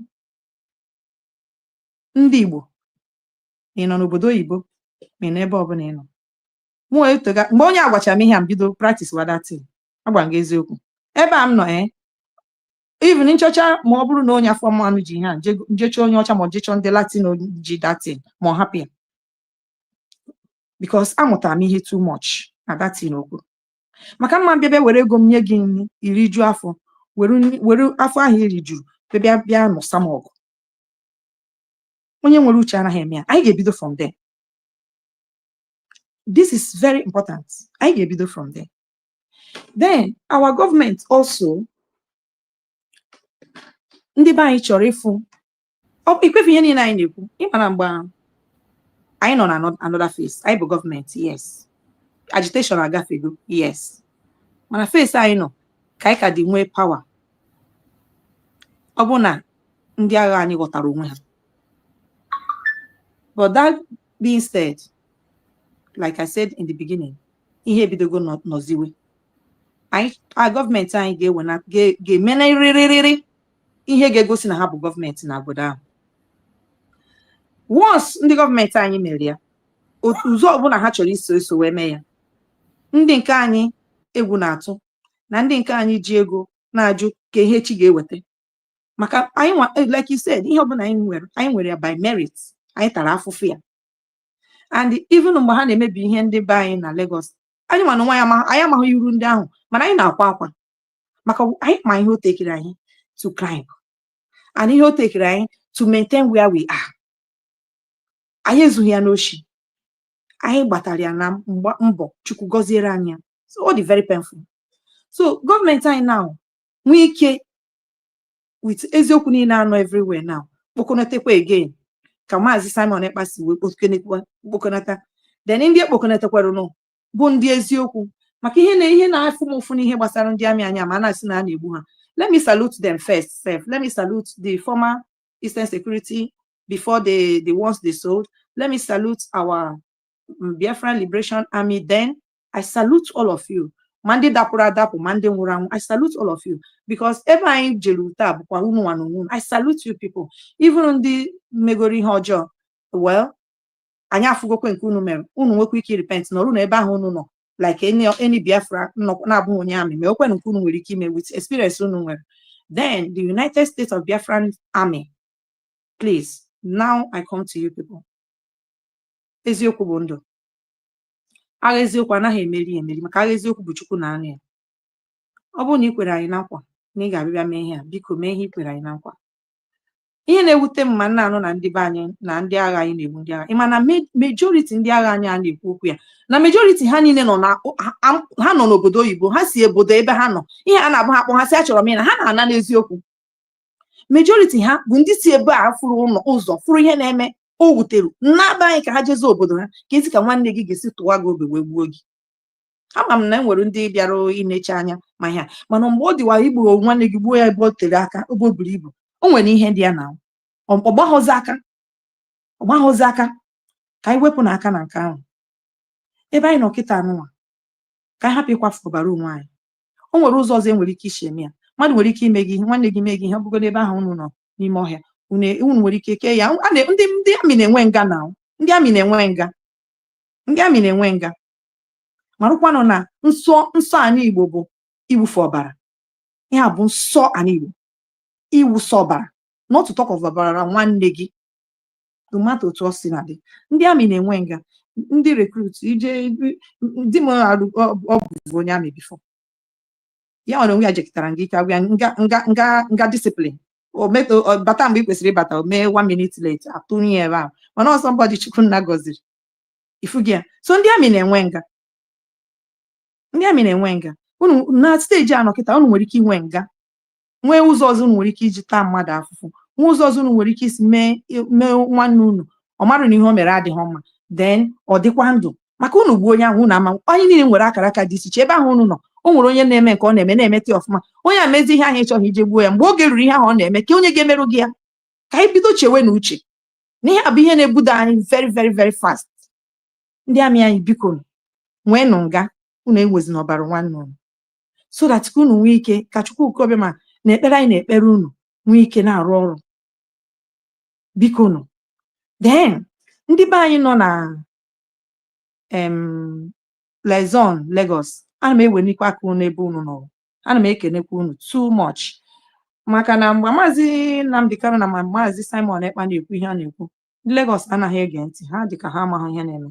Mana mgbe ọ bịaziri hit we ha tetekwara n'ụra nke bụ eziokwu maka ịbịa na fundraising mbịa na-anụ Lagos Lezon na-anụ this side na-anụ this side na-anụ this side na-anụ this side ha nịcha Lagos Lezon obi jukwere m na-aṅụrị ndị ka nọ there, ndị nke ji ezigbote ego, ndị nke na-abatabeghị. Ọ bụghị iwu na a ga-akpa afa gị, ọ bụghị iwu na a ga-ama onye ịbụ. Ị nwere ike dee afa gị ama mma onye ịbụ idowe ya, iwere risiti gị dowe ya.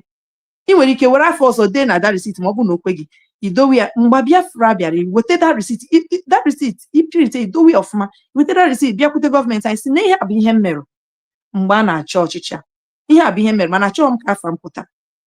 O nwere ụzọ dị iche iche ị nwere ike isi wee tinye ego ndị ụlọ akụ ama na itinyere ego.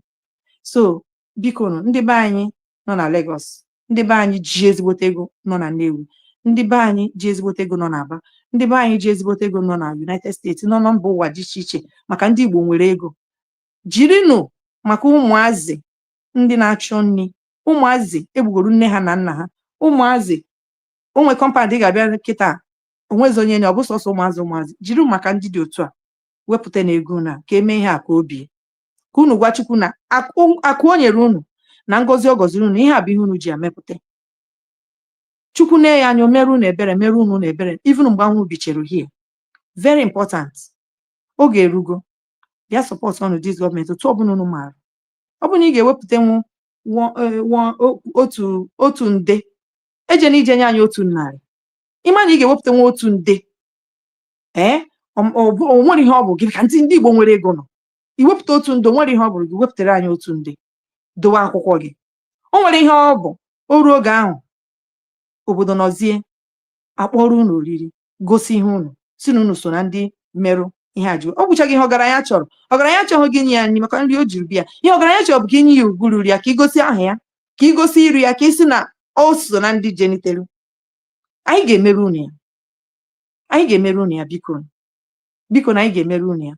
Oge erugo onye ọbụla na ime ịbụrụ onye Igbo ị naghị eso ihe a na-eme, bido gewe ihe na-eme so that ihe hapụ ị na-eso ụfọdụ ụmụ be anyị ụmụazị nwụchara nwa sachara isi ji ihe ama na a na-eme na Facebook bụ ihe ọbụla ikwuru ebe ha kwụ ọgụgwọ ha pụtara ịbịa nara ego. Ịhaji ebe a na-ekwugheri ihe ọbụla jeenu jee chọọ ọnụ channels, chọọ ọnụ ebe unu ga-ama exactly unu ga-ajụ ajụjụ ihe ba emewe fundraising batanụ jụọ na ajụjụ. Jeenu na webụsaịtị, enwere webụsaịtị jụọ na ajụjụ na adị nke etinyegokwe box of inquiry and the solution na webụsaịtị jụọ na ajụjụ.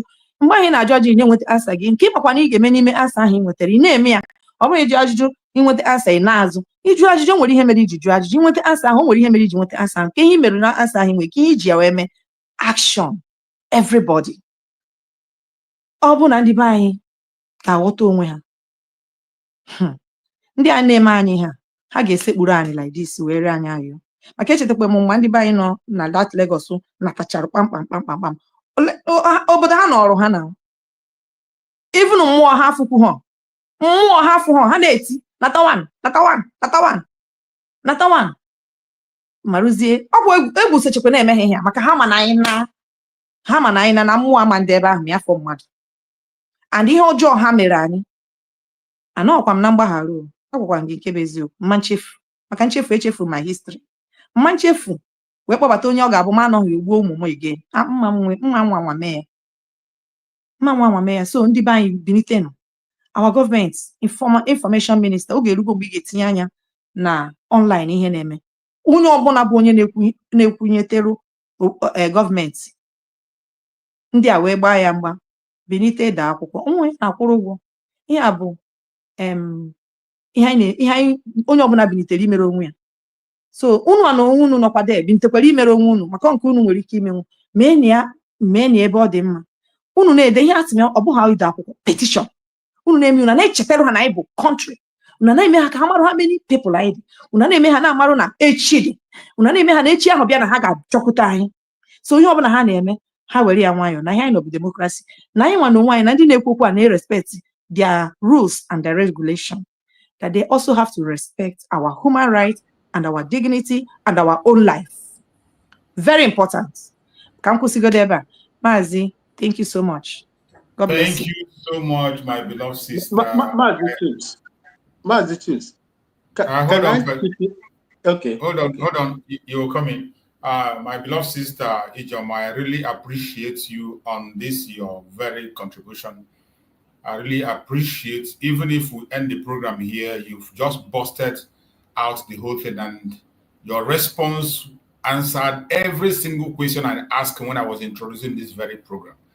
And I love the way you put it forward. And this is what I have been asking for from my fellow Biafrans. Whenever you are listening to a program that has to do with this, our freedom, listen with an open heart. It doesn't matter how angry you are. It doesn't matter how dissatisfied you are with the person that is speaking or the person you are seeing. Listen with an open heart.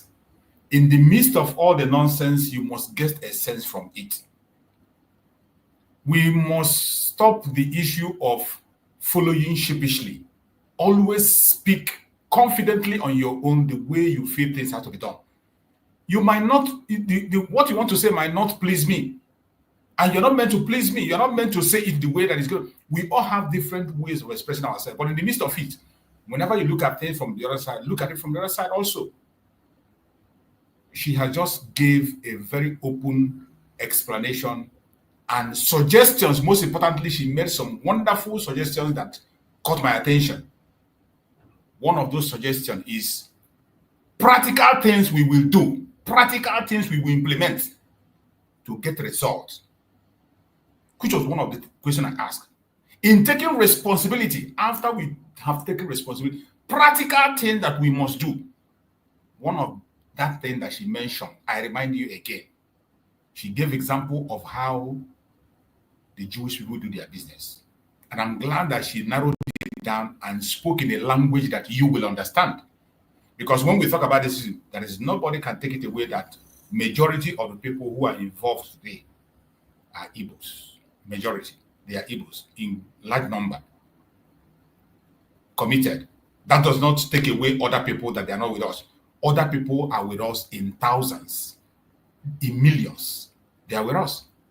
Other Biafrans, other ethnic group, other dialects, they are there. But a very large population, in terms of doing business, they are Igbos. And I love the way she narrowed it down in speaking in a language that you understand. Mind who you do your business with. Mind who your money gets into their hand. Be very cautious about that. Be very, very cautious about that. At least let's start from there. This is a practical thing that you can do to inflict changes. And when you begin to do it, let me tell you, there is no doubt that the economy of the zoo is in our hand. The money rotates with us. It is whom we give that we take it. It is whom we give that we take it. We can control things. We can change things. We can make things change shape. And these are practical things that we can implement. Mind the people you transact with. It is not a good idea sponsoring somebody who you know is sponsoring something against yourself. It doesn't make sense. It doesn't make sense. We should borrow leave from that very move. And she talked about the attack we are having on media. That one is something that is uncontrollable, if I am to say. Because, you know, this media network, most of them are private media networks. They are private media networks. And because they are private, they do whatever they like. They did the same thing to Mazen Nandekano. Facebook, to an extent, they stopped Mazen Nandekano from broadcasting. After trying to reduce his viewers, reduce his participation, reduce his appearance, they couldn't hold it. At the time, they banned him completely. They did the same thing with Mazen Simon Ekpa. They tried to hold him. YouTube yanked him away from YouTube and banned him from ever broadcasting. That was why Mazen Simon Ekpa went ahead to build our own network. That building our own network was still in progress. It was still in progress before he had this problem. And that is one thing we would have launched and enjoyed at this time that we are in. A place where we can express ourselves and say things that we have to say. Very, very important. She also made mention about our liberation army on the ground. Everyone that is fighting about our Biafra. That point she made is very important. Can't we look for another solution on how to settle issues instead of taking the life of a person, regardless the offense he or she have committed? Many countries in this world today have removed death penalty. Many countries, those who are not removed, are fighting to remove death penalty in anything they are doing. Can we look for another means of settling this issue? Because we have seen it. The method we're introducing is not helping us. Instead, it is destroying us, giving us bad name, and reducing our numbers. Can't we find a way of taking people you know that they have sabotaged or do one thing, create a place of detention for them, detain them for as long as you want, but preserve them? We have seen on several occasions, even during the Civil War, people who were detained, who were serving death sentence, when the war get to a state, they were released and they were introduced into the system. And they fought on behalf of Nigeria. Many countries have done it. These people can still be useful. Everybody is important and useful at every stage. This, you know, I love her own contribution because of the way she went into it to provide solutions. Practical things that we can implement. It doesn't cost money. It doesn't cost you anything. Practical things we should all key into and put in place. I just wish that every one of us can share this very video. Those who need to cut people's video, they will not cut this part. Those ones that come and hear what you will say to share, they will never cut this one and share it. They will not. This particular one, they will not cut it and share it anyway. They will pretend they didn't see it. I wish that they can cut this part and share it to go viral. I wish that every one of us here will share this video and let everybody get part of it. I bet you we can change things. We can do a lot of things. Biafra freedom is now. No more excuses. Take responsibility. That is where we are. My beloved brother Max, please go on and go ahead. Thank you, Max. Nemochi, that is something I just wanted to chip in. Look, in the military, that is where I have my own little background. In the military, there's what we call peacetime and wartime. Peacetime is when there is no war, and wartime is when you are warring. If you look at the BLA, United States of Biafra is at war with the zoo and those that are aiding and abetting them. Our people are at war, and there are things that we do in war front that attracts instant execution. One of them is cowardice behavior. Let me explain.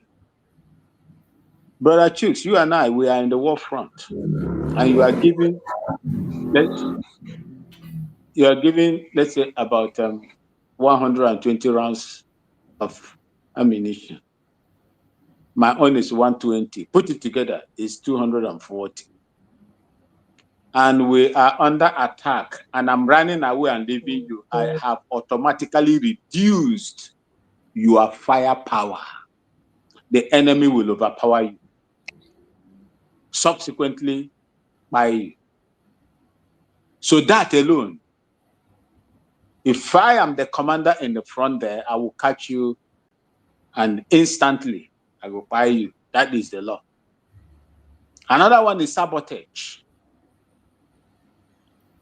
When you sabotage your own brother in the war front, you have automatically buy that person.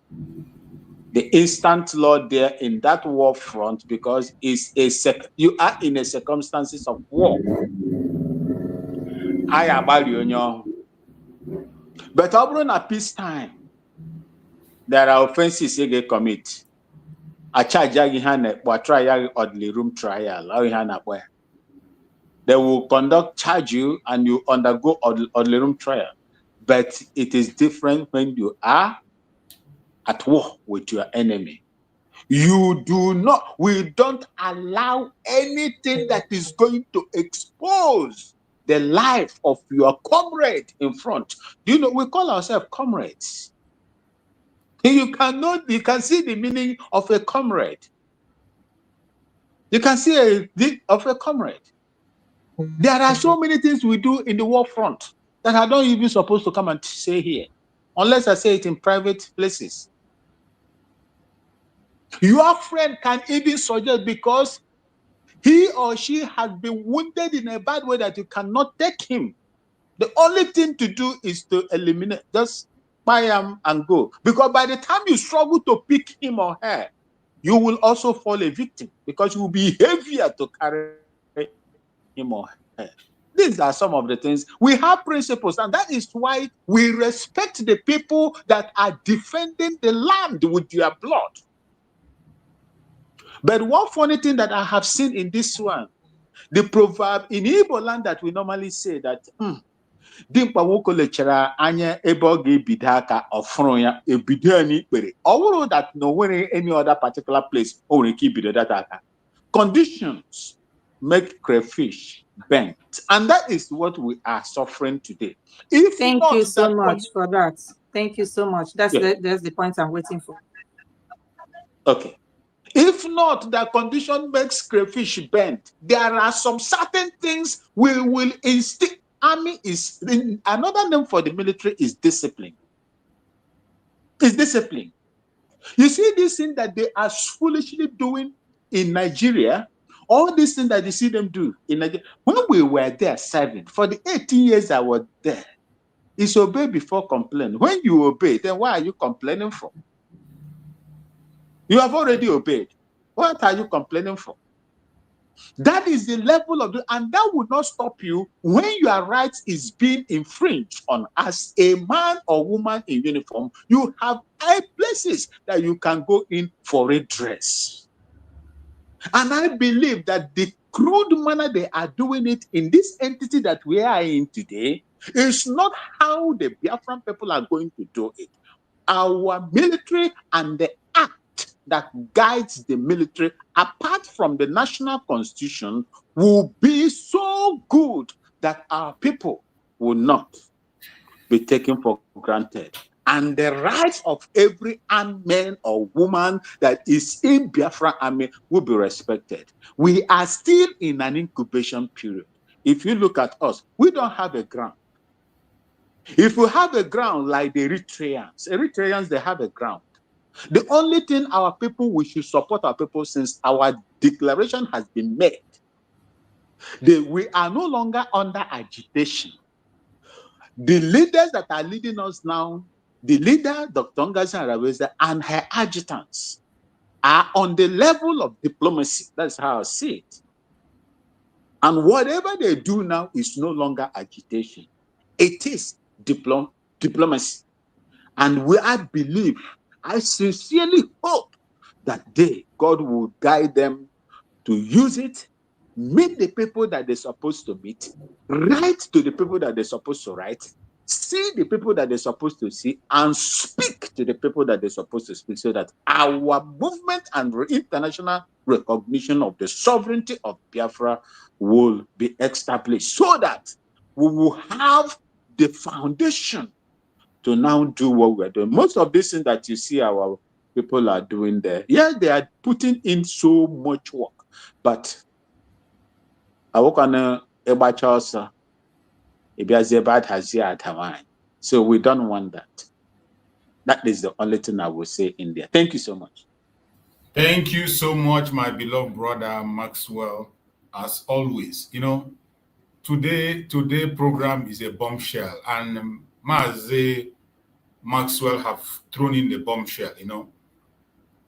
It is always good to have people of open mind and genuinely concerned when you are discussing a topic. And Maxwell have just spoken on the military background. And that is exactly how it's supposed to be. But there is a caveat. Don't ever forget that. And he has also mentioned it. And you, your own self as a Biafran, whether you are serving in the army or wherever, or the civilians, we know today that so many things are being misinterpreted in this our journey. In this war we are fighting, so many things are being misinterpreted. That is why you cannot implement the same system of warfare in a normal military. How you should be. What Maxwell has said, exactly how you should be. Things you will do to them. And we are aware that these are the routine of how things are being done. But in our situation now, there's a caveat. And that is why I strongly rejoice and support that very motion that our sister raised. And if any member of the people defending us in Biafra land, wherever you belong, whichever angle, whichever group you are in, and you are defending us, we beg that you have a rethink. We are fighting for our freedom. We still have so many things to put in place. So many things have been misinterpreted. So many things. You can imagine. Let me take, for example, the one that happened during the time of Mazen Nandikan. People's life we are taking simply because they answered a call from their brother. A call that was not meant for evil. A call that was not meant to sabotage. A call that was not against the journey that you are in.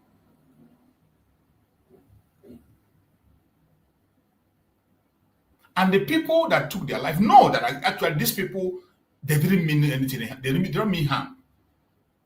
They didn't mean harm. But simply because you feel that this man is speaking, is having a different, is fighting for the same thing on a different direction, having a different ideology, a different, how do I put it? You just... Opinion, a different opinion. Exactly, a different opinion towards the same agenda. Different opinion towards the same agenda. And you take that innocent life. In such case, don't you think that if you don't want that voice to be heard, there's another thing to do instead of taking that life away? Because at the point in time, you might realize that you need that very person more than ever. And you might end up to find out that even his own opinion might be the one that's obtainable at that time. It is very important that we begin to take responsibility, each and every one of us as an individual. Provide solutions. Take responsibility. No more excuses. No more excuses whatsoever. We're supposed to have overgrown that stage of excuses. with the speed. And sometimes when people begin to ask and say enough is not being done, don't blame them. I don't blame anybody when they say enough is not being done. Based on the standard that have been put in place by Mazi Simon. Mazi Simon's speed was so much that even his people, cabinet members, were not able to follow him. His speed was excess that even the enemies begin to ask. At a point, they begin to say that when they were accusing him that the government was sponsoring him, they begin to ask, how does he manage to sponsor and fund these people? With only this peanut they are donating, they ended up to say that the drug baron in Asarok was giving him money to fund. Because he was in a level that is unimaginable. The achievement he made within a short space of time. That speed was the thing that put us in where we are today with the declaration. If she didn't take that speed, we are cancelled. He saw everything and he moved like the speed of light. Every one of us should be very, very, very, very careful. Accept each other. We must take responsibility, each and every one of us. There is things you can change. In this program today, practical things that we will do have been mentioned. Practical things you can put in place. More especially this idea of minding who you put your money in his hand. Maroni na gini ya na azuko afia. Onye gini ya na azuko afia. Ose ya no unugwa osa ka ị na-eje azụ afia. Bụ na na Lagos ka ị na-eje azụ afia. Mara onye ị na-enye ego gị. Mara onye company gị na-enye contract. Onye ha na-enye contract n'aka. Mara onye ọ bụ. If you don't ask directly, ask indirectly. Ask indirectly. The only people in this planet Earth today that I see that are not concerned about self-preservation are the Igbo people. The only people that don't care about self-preservation is the Igbo people. And that is bad. That is really, really bad. We are going to have a program on self-preservation. It is high time we go back and think again.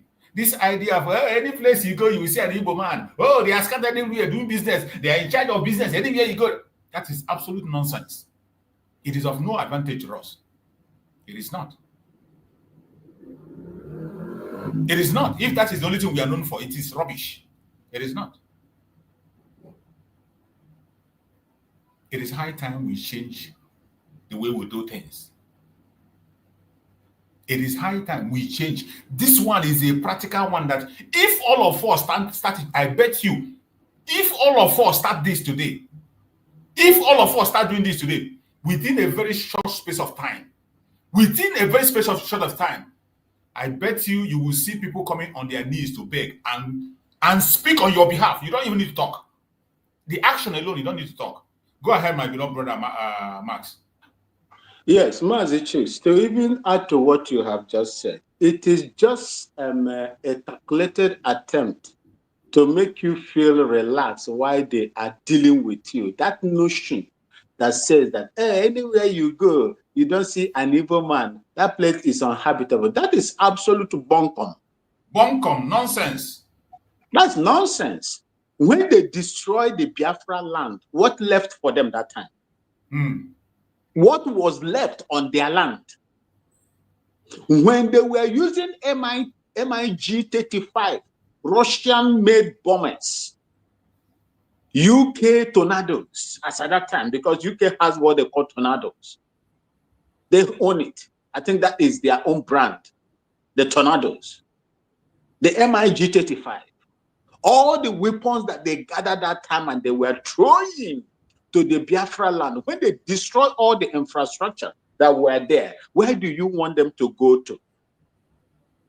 They should stay another. How till today, the 3 R's, have they fulfilled one of it? All one quarter, 0.001% of the 3 R's that they made. Have they fulfilled any of it?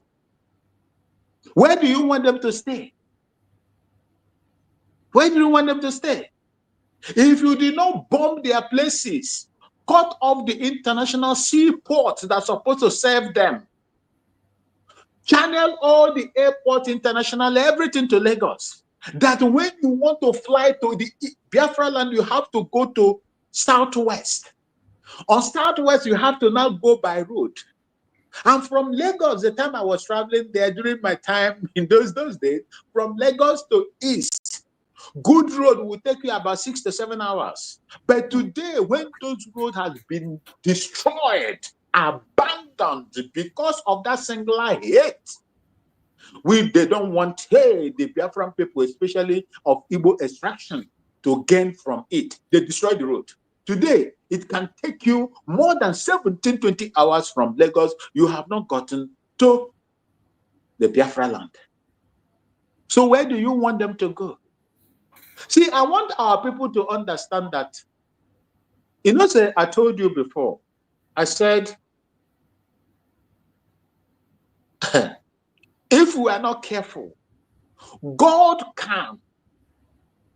If not that I've listened to that man of God that I always mention here, David Kilio, who has been up, you know, the man has been up in professing that Biafra is already there. Biafra is there. He said, I have seen Biafrans gone. Allow them to go, or you will blame yourself later. These are the things that the man has been saying. And there is nothing that he has ever said to my hearing that has ever failed to come to pass. God is using, he's a Biafran. He's in Ojo, Lagos. He is in Ojo. He doesn't care. He will speak it. Maybe if it is an ordinary person that is saying it now, who does not have the ointment of God or the anointing of God on him or her, they could have picked him up, because there is no time that he has not been criticizing them and telling them the reasons why they should leave the Biafra people to go their own ways. These are some of the things. If not because of what I have listened to them and what Mazin Namdekano I've heard from him before he was excommunicated from us, I would tell you that what happened to the children of Israel will happen. Yes, welcome to Otadile, entrance into Nkwele village. Welcome to Ezenaja, a village in Oru. This is entrance. Sorry, go on, my brother. You see? Thank you. What happened to the children of Israel when they were busy eating burger, driving a G-Wagon, or let me just say Rolls Royce in those days, Morris Minor and the rest of them, in expensive early days automobiles, enjoying, making money, until God released Adolf Hitler. It was the gassing of the Israelis that made them to remember, hey, we have a place that we call our own, and we must go back there. Because they have made so much money. Do you know that when they return, go and check the map of Israel then and now. Go and check. We were told, I was in a platform with one Israeli lady. She's around 60 to 70 something years. She said they have to pay money to reclaim their lands. They have to buy their lands back. Unlike this thing that they are doing now. I told you, I said the reason why Israelis, Benjamin Netanyahu is attacking Gaza, northern Gaza, is they want to take over Gaza. Go and see what is happening there now. They want to take it over. Go and check their map then and look at it now. They are now spending billions to get their lands back, or die or waste blood in the process of doing that. Is that what you want to happen to your own people in Biafra? Do you have the kind of money these people have? They have come. Let's come, join hand and do this. All of you are dragging your legs back, leaving the few. And you know that fighting this, requires a lot of money. A lot of money. It is not one. It is not $1, $20, $100. I saw an Israeli pastor raising funds in America to support the Christians in Afghanistan, buying AK-47 for them, supporting them to defend themselves. Do you know how much it is to get one?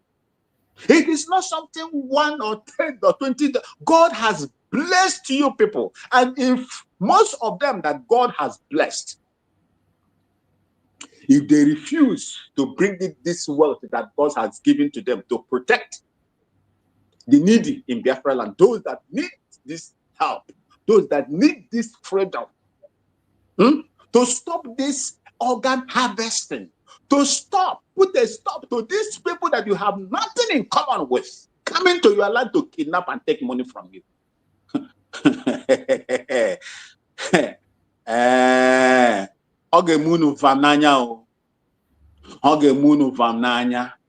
When your people, your counterparts in the north are buying Hilux vehicles for those criminals, those terrorists, you are there. The only thing you will do is to give information of your own people so that they will go and catch them and buy them. It shall never be well with you, and you will pay, because Biafra is bigger than anything. Biafra is bigger than anything. Biafra is God's own.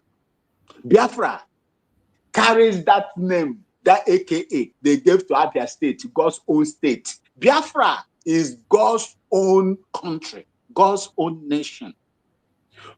Fight against it, and you will pay the price in time to come. Thank you so much. Thank you so much, my beloved brother Max. It is very important that everybody pay attention in every information that is coming out here today. It is very important. It is meant to save our land, to secure our land. It is meant for security of every one of us. It is not meant against anybody, but to make sure that we get to our destination. I'm going to share a video that caught my attention.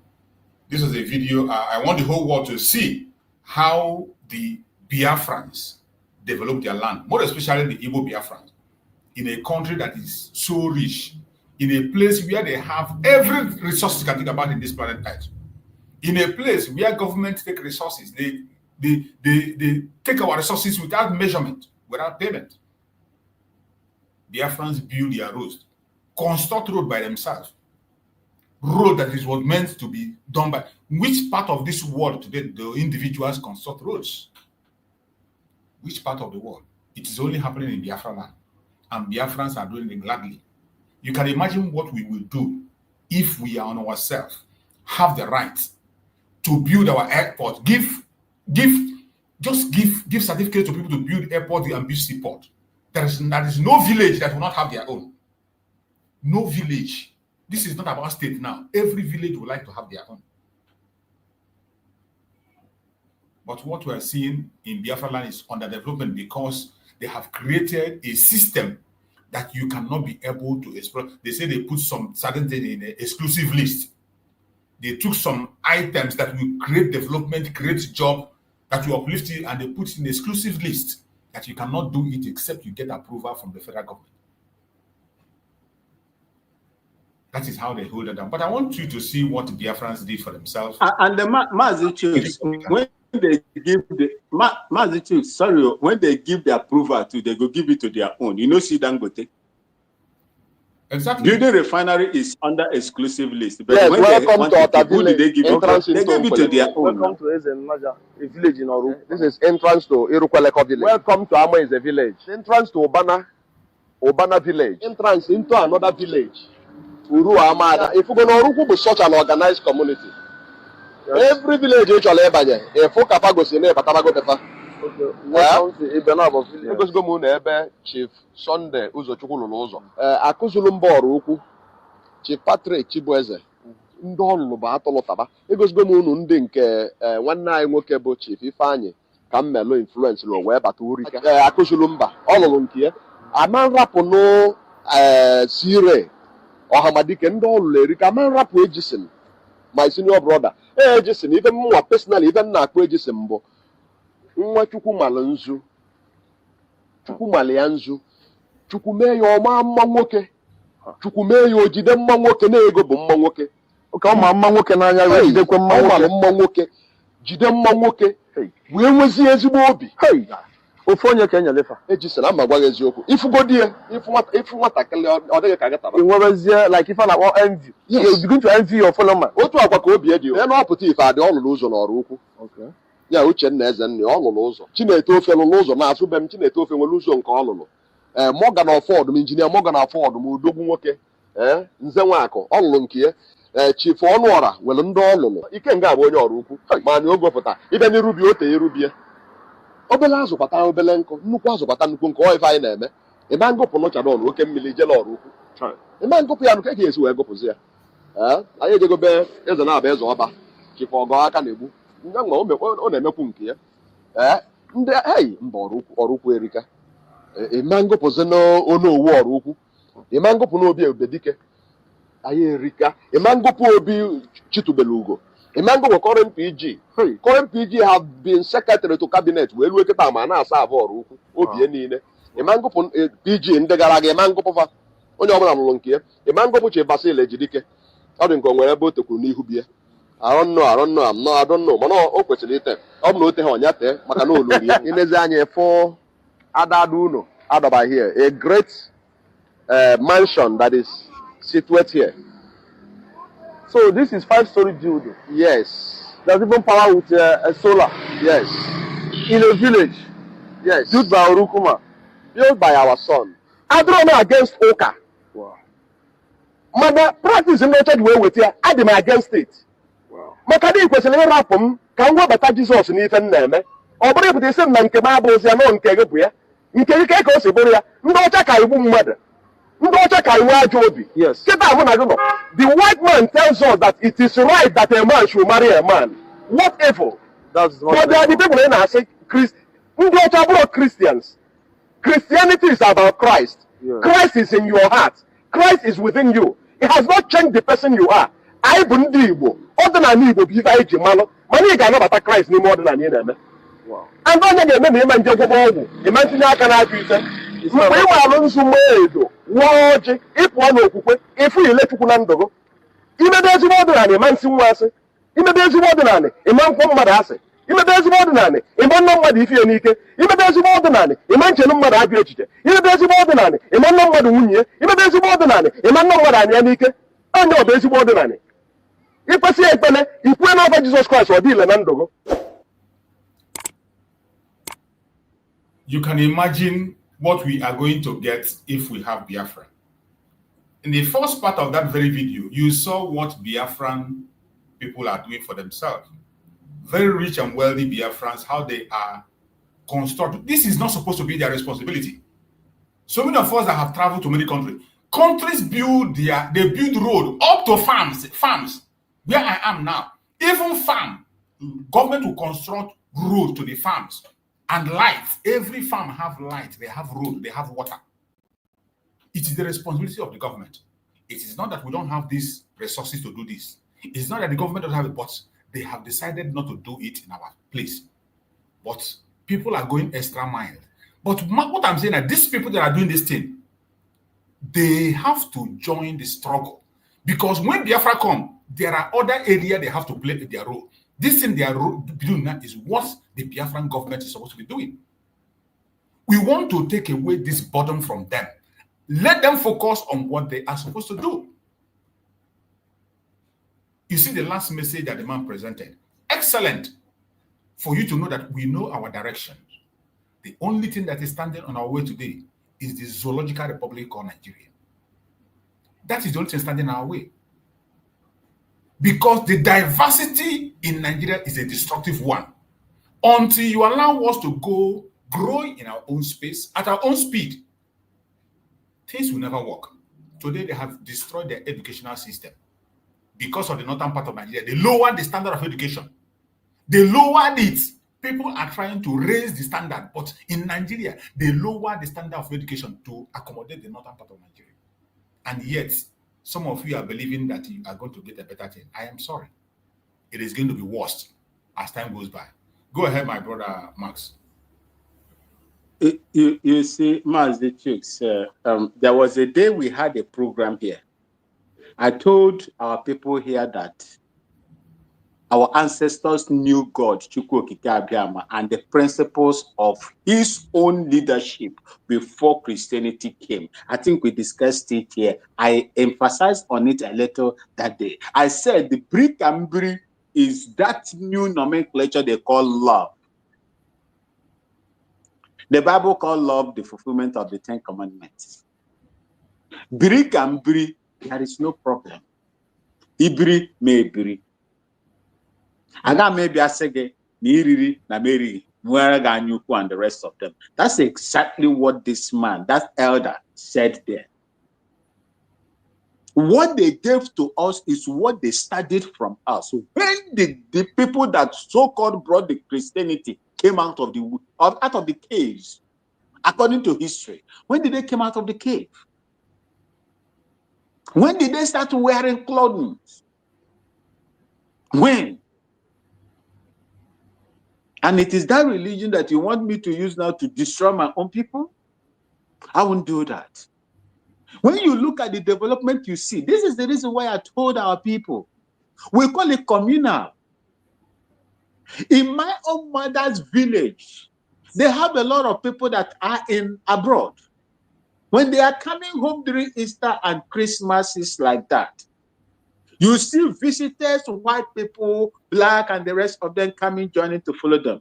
They wouldn't allow them to drive on a very rough and muddy road. They will now contribute, tax everybody, and they will tar their roads for themselves. What the government should have done for you after receiving your taxes and everything on your land. But they will not do it. Electricity, they have to mount the pole, pay for transformer before they came to roll the cables, the electric cables for them. Everything within Biafra land, you will be forced to do it or live with it.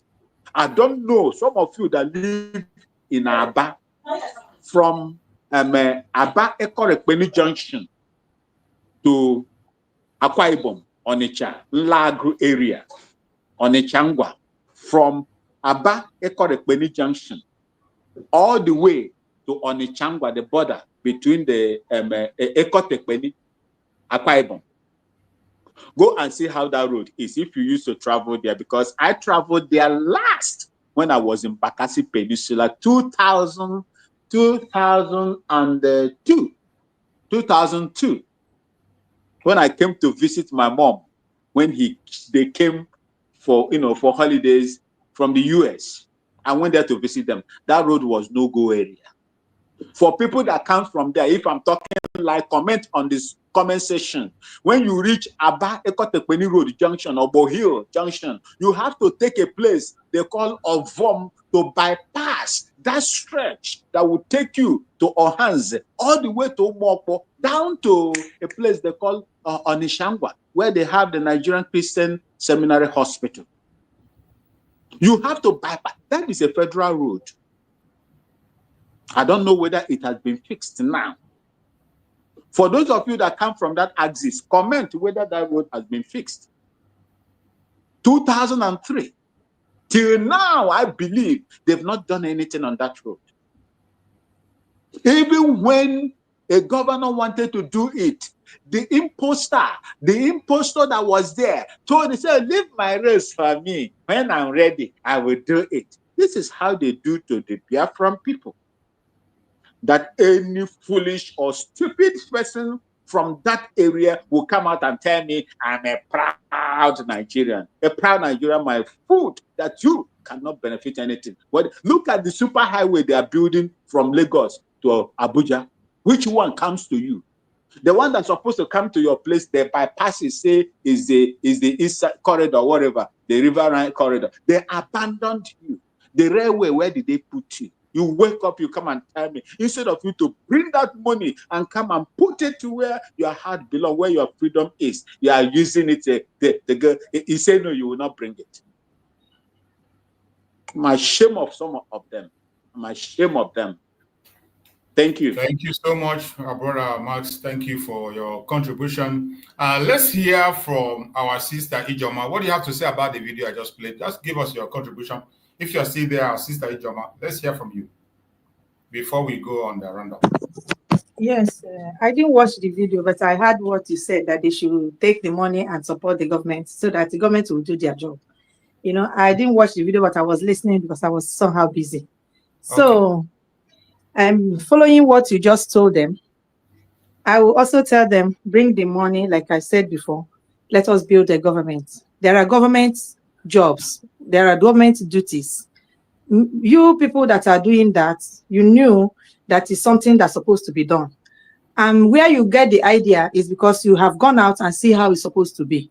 So the only help you will get, that will put, that will get to everybody, even the unborn children, is to secure their future. And securing their future is to support this government of the United States of Biafra by any way you can financially, because you can. What we are talking about now is money, because you can.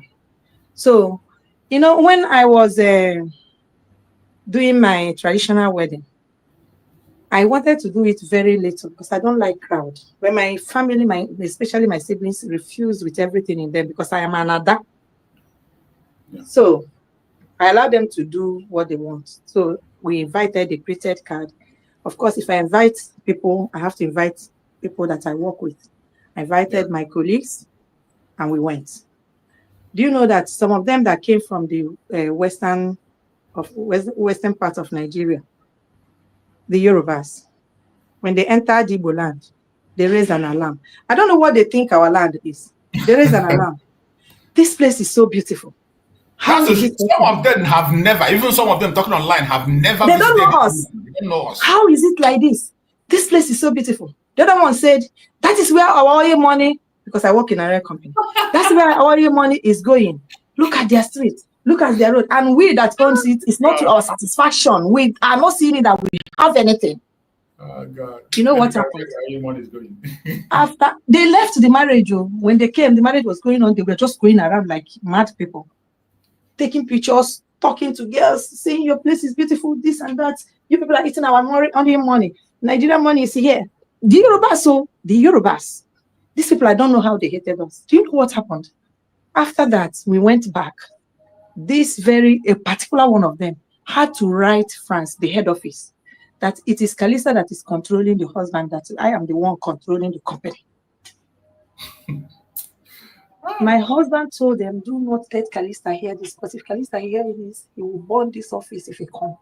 All of them, even our Igbo brothers, concealed it to me. But one of my brother from Calabar, may he so rest in peace, Samuel, say no. Because we are all colleagues before I got married. So he came to my house oddly in the afternoon during break time. He said, Madam. I said, what? He said, don't call me Madam. You are my Oga before. He said, no, now you're Madam. I want to tell you something. You are my sister. I can't keep quiet. There's something is going on. And this thing that was going on have been revealed to me, but I don't know what it is. You know what? I say, what is happening? I just, whenever I pray, I see that problem is around the corner in the office and everything. So what I did, in the evening, if I have nothing to do, I will just drive to the company, because I was part of them before. I drive to the company, not because I'm wanting my husband, no. The person I married, 80%, you know. So I went the first day, I would just say, my husband will see me and be happy. I say, oh, what happened? You come. This one you come, what do you want? I say, I came to market because there is market closed. And I say, let me see your face and this, and I will greet my colleagues and I will go. I came the first time, I came the second time. The third time, these people went and convinced my husband that he should go and tell the gate people not to be allowing people's wife to be coming to the company. My dear brother, it's not something. I say, when you come to this struggle, something has put you there. You have your story. And that law was given without me knowing. I came again. And they said, no, Oga wife is permitted to enter. I was shocked. I said, what? Okay, I want to go and see my former boss. They allowed me to see my former boss. I went there. I tell my former boss, he said, your people are crazy. Don't you know your people are crazy? Leave them, they are crazy. Just have your peace. Go, you see your husband at home. Just leave it. I left. Now, these people, this boy, they went to write. And Samuel came and told me. What I did, I found a way to meet him. I meet first my brother from Umbis. I said, this is what I had. He shouted. He said, who told you? I said, and about who told me? He said, was that why you were coming to the office? And that was not why I was coming to the office. But I knew something was wrong. But I don't know what was wrong. In fact, my husband from that time started calling me, "You are Juju." I said, "I'm not Juju." And long story cut short, when I heard that, I said, okay. I went into prayer because I don't war, because the war is not for me. I went into prayer. You know what?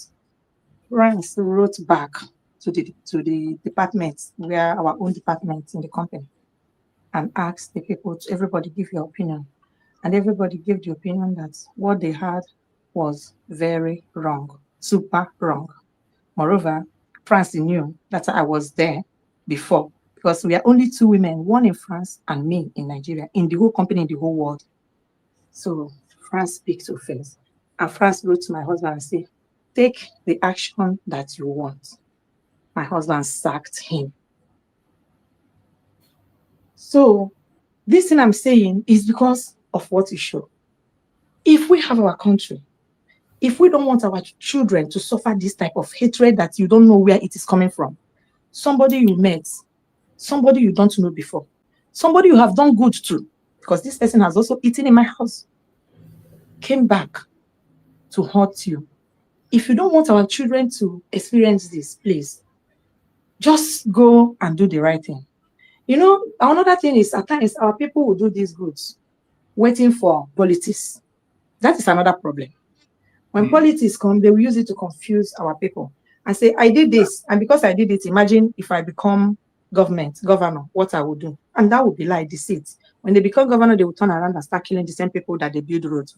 So when you are doing good also for us, our big men, I salute you people, the Igbo billionaires, do it for God.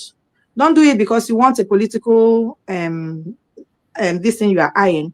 Since you know in the West, they don't do projects because they're eyeing politics. You can come out from the school and you become politician, like our PM in Finland. It's not from there, but he merited it. He can do it. They tested him and he was fit, and he was voted by not even Igbo people that voted him.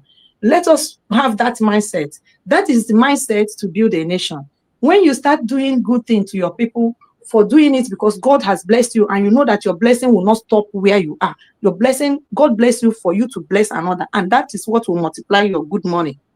Please do it with good heart. Bring that money, the children and the people that you are pitying, and you want to show how life's supposed to be, and the ones that are not yet born, where you would make your name hard, even when you are gone, is to secure the land for them. If you build the road now, if Fulani come, they're going to run. Fulani will use that road and run faster with their armored car, and it still kill the same people. So please, get the thing rightly done by putting your money where it's supposed to be. Thank you that you did that. But as and do chase. If you people watch what we are deliberating, you will see that we make some sense. Because that is exactly the same thing. Thank you so much, my people. Thank you so much, my beloved sister. You've spoken very well, and I believe that Biafrans are listening, more especially in terms of the hatred against us. The hatred against us is so much. So many of them also who are engaging in all this development, some of them are doing it for their own personal gain, for politics.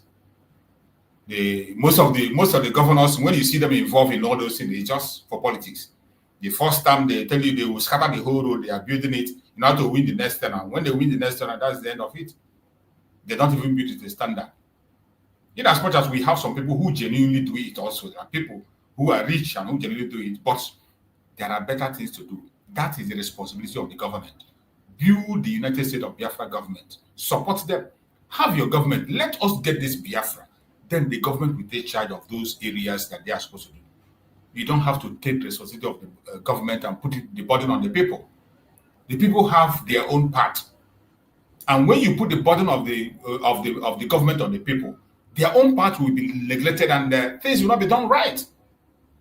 So let us put our things right and do things that we want to do. And I want to share another video when we talk about self-preservation and the hatred of the Yorubas against us. Some of us think it's a joke. And one thing you don't know is that today, the person you have as the president in that country, Africa, Nigeria, is the leader of the hatred against the Igbos, the attack against the Igbos, The person today is the president of Nigeria, and he is sponsoring it, supporting it in anywhere, at any level. He's doing it. When you see the policies in Lagos State, they are removing everything that represents the Biafrans today. Everything that represents Igbos, more especially. Things that they have won by their hard work.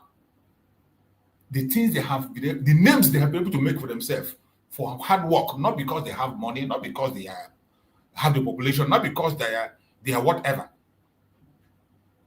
Things that they merited are being taken away from them. This project of what they call him, the drug baron in Asrock, did not start today.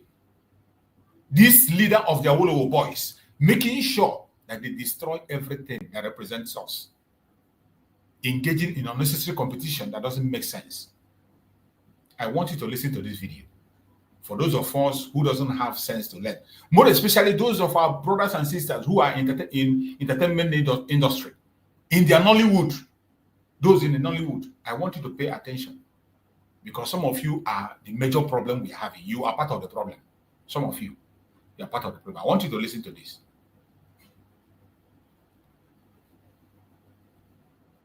Don't know about. So let me play it. He now told me clearly, Mr. President, everything I'm going to report in this video are things I heard directly, not what somebody came and said they said.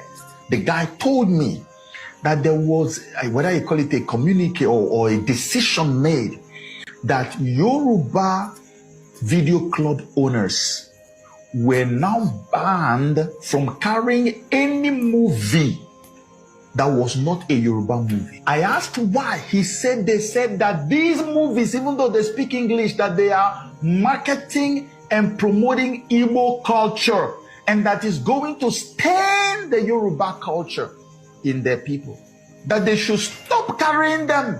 This guy told me to my face that they should stop carrying them. And at that time, Yoruba movies were not too many out there. There were just very few. When this happened, I said, okay, I'm going to do a little bit of research into this to find out. So I started talking to a few of those, my friends, my brothers. I call them brothers, Yoruba brothers that were practicing in the industry together and all of that. And now something very mind-boggling was revealed to me. So it was this brother who came to me and said, Joe, I'm going to tell you the truth. This is what is happening. So what you're witnessing is the execution of an agenda, a well-crafted agenda for Yoruba dominance in all spheres of human endeavor in Nigeria, from to journalism, to civil service, to banking and finance, to artisans, to everything. And then in the end, to even politics, governance. I said, bro, what are you talking about? He said, my brother, this is not wishful thinking. There is a well-articulated written booklet, a blueprint for this, that this is just the foundational stage. It's just a tiny little beginning you're watching, that this is a huge, massive program that will be unleashed, and that you, Baba Tinubu, is the brain behind it. This guy told me this. Now, did you hear that? Did you hear that revelation? So when I tell you that in Nigeria of today, the people that are carrying the one Nigeria in their neck, on their head, is the Biafran people, mainly the Igbo Biafrans. Now you understand it. The Fulanis have hijacked the Hausa people, and they have a blueprint on what they are pursuing to take over everything, the land, to sink the Quran into the Atlantic Ocean. The Yorubas also have their own agenda, which you have seen this our brother here, Okechukwu, narrate. What is the blueprint of the Igbo people?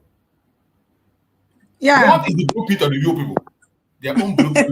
let me tell you the blueprint of Igbo people. Go ahead, my beloved sister. Tell me the blueprint of Igbo people starts from the person you watch the video right now. I salute our brother. I watched this video before and I made comments. Joseph Okechukwu, he's doing a very good job. One time I told him, don't do politics again. Just be preaching the word of God. You know why? Because he is very, very good in saying it as it is. But when it comes, yeah, wait. I was coming to that Okechukwu because I know him very well. Don't rush him. I wanted to come to him, but I want to be lenient on him before I go into him. Okay, let me leave you to first go there. Let me leave you to first. So my sister was saying, I didn't want her to, don't rush to go into that angle of that very guy. Okechukwu that I just played his video. Many of us know him. Some of us who are paying attention to the issue of Nigeria and Agitation of Biafra, we know the part he played. Even when at a point in time, he was very active in this Biafra issue. At a point, he was very, very active, up to the extent of going to Ebola. There was a time he was leading the issue of removing the outcast, this outcast system. He pursued it, he followed it up to the beginning, to the end, and he said that after that the Biafra will come, that's the only thing remaining. But at a point in time, Okechukwu disappeared and ran away. And the reason he ran away, which I know, it was the same thing that Mazi Samanaka faced and he stood. He never ran away. Okechukwu saw it and he ran away. The IPOB media warriors, there was a time they made Okechukwu their agitation. Just as they did to Mazi Samanaka. They fought him, they pushed propaganda, blackmailed from right, left, and center. There was nothing they didn't tell Okechukwu. When Okechukwu post video, you will see attack everywhere. They say he wanted to hijack, until Okechukwu hands off and he relaxed. He stopped talking about the issue of Biafra. It was this IPOB erat. They were the one that drove Okechukwu away from Biafra agitation. They drove him. When you see, some of you who didn't know what was happening then, now you understand what Mazi Simon went through. Okechukwu could not stand the pressure. They cartooned Okechukwu, they put propaganda, and they say he is this, or he is that, or there is no name they didn't give him. There's nothing they didn't say about him. And what Okechukwu ran away. He ran, removed all his leg. He decided to join politics. It's either he's talking about American politics or he's talking about Nigerian politics. He is now careful. The highest thing Okechukwu will make is to speak about the Igbo, but he will never mention Biafra after that attack. And this is where we are today. So in this revelation he just made, just like my sister said, I agree with you, my sister. If there will be a change, let it start from him. And let him show us the blueprint, because he himself doesn't have a blueprint. He has many big platforms where he's supposed to speak about the issue of the Biafran people. And when he go there, he will talk about politics, talk about Nigeria, and he forget mentioning Biafra. He himself doesn't even have a blueprint. Go ahead, my beloved sister. Yeah, thank you for hitting that point. That's it. He himself don't have a blueprint, or he himself was afraid because Okechukwu is the baby of the house, and it's not that strong to. But he's a man. When you talk about a man, he's so he ran away. He ran away because the people that went after him had an agenda, and in fact, when Donald Trump won, I went to his page and wrote to him. I said, now use the position, because he campaigned heavily for Donald Trump, and he was honored for that. So use the position that you have to talk about Biafra and to secure the Enugu people that you love so much. I made that comment to him. But you know, it is not easy because those people, those IPOB evil people, everybody that they chase, they touch their life. And it's not easy when you run for your life to come back. Seriously, my sister. Yeah, to come back to the same thing. Many people that were supposed to help Mazi Nnamdi, they cannot. Yes. Some people don't know, they didn't know what Mazi Simon passed through. Yeah. If I tell you the pastors that will call me from London, that they will send message to these people, even to get access to Mazi Nnamdi, this Uche Mefo refused. And this is somebody that Uche Mefo knew when they were growing. These people, once they see you are genuine, they will, if they don't talk to kill you, they will never give you the access. They will be playing you until what you have seen will come to pass. So on that note, I want to tell our brother, wherever he is, he can see the truth now. You may not come to agitate, but whenever you have your platform, your chance behind the scene, there is something you can do as a Biafran to make sure that your people in Enugu that I love so much, my co-city, that we are saved under our own nation. That is the only thing that will keep us safe. Use the God-given wisdom that you have to do. You must not come to agitate, to do what you have to do. And you cannot go to talk about Biafra to do what you have to do, and you are coming to talk about Obi. Please, the truth is there. You are more intelligent. You are an intelligent man to know the truth. We know the past now is the past. You're a child of God. You preach about God. You preach. Now forget the past. Watch what is happening in the future, even as some elements of such are still around. But remember, every country have their own, even where you are. There is no perfect place. There is no place you have all perfect people. But what you have to understand and think and watch is where majority is standing. Standing with the majority of Biafrans, start with majority that say never again shall our children undergo what we. Your mother worked in the NTA, a woman I love so much. It was even when she died, I knew it was your mother. I was shocked. So, and thank God you are still in the media and your voice is being heard in a positive way.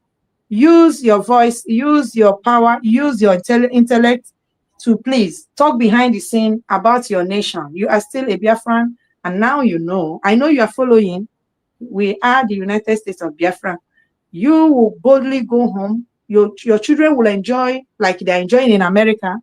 And everybody, the children, you work too much for the privilege, the people that nobody can speak for them. You don't see them and pass. That is one thing I know you for. Please put that energy also in this very freedom, so that our children all around the world that are hungry to go home, to see their parents' place, to enjoy the holidays in their own bona fide DNA land, you will be part of those that will make it possible. Use whatever you can use, because God made it the way, you are shocked when Donald Trump called you, because you didn't campaign for name, but God has put you there for a purpose. Please use that platform. Say, even in the secret, I did it and God knows it's true. And you see the results.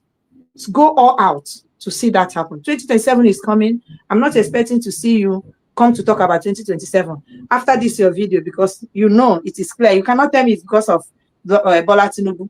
If you watch this because your video is here, you are going to watch all the program. You will hear what your brothers and sisters are saying, and you will realize again yourself that we are hated for nothing.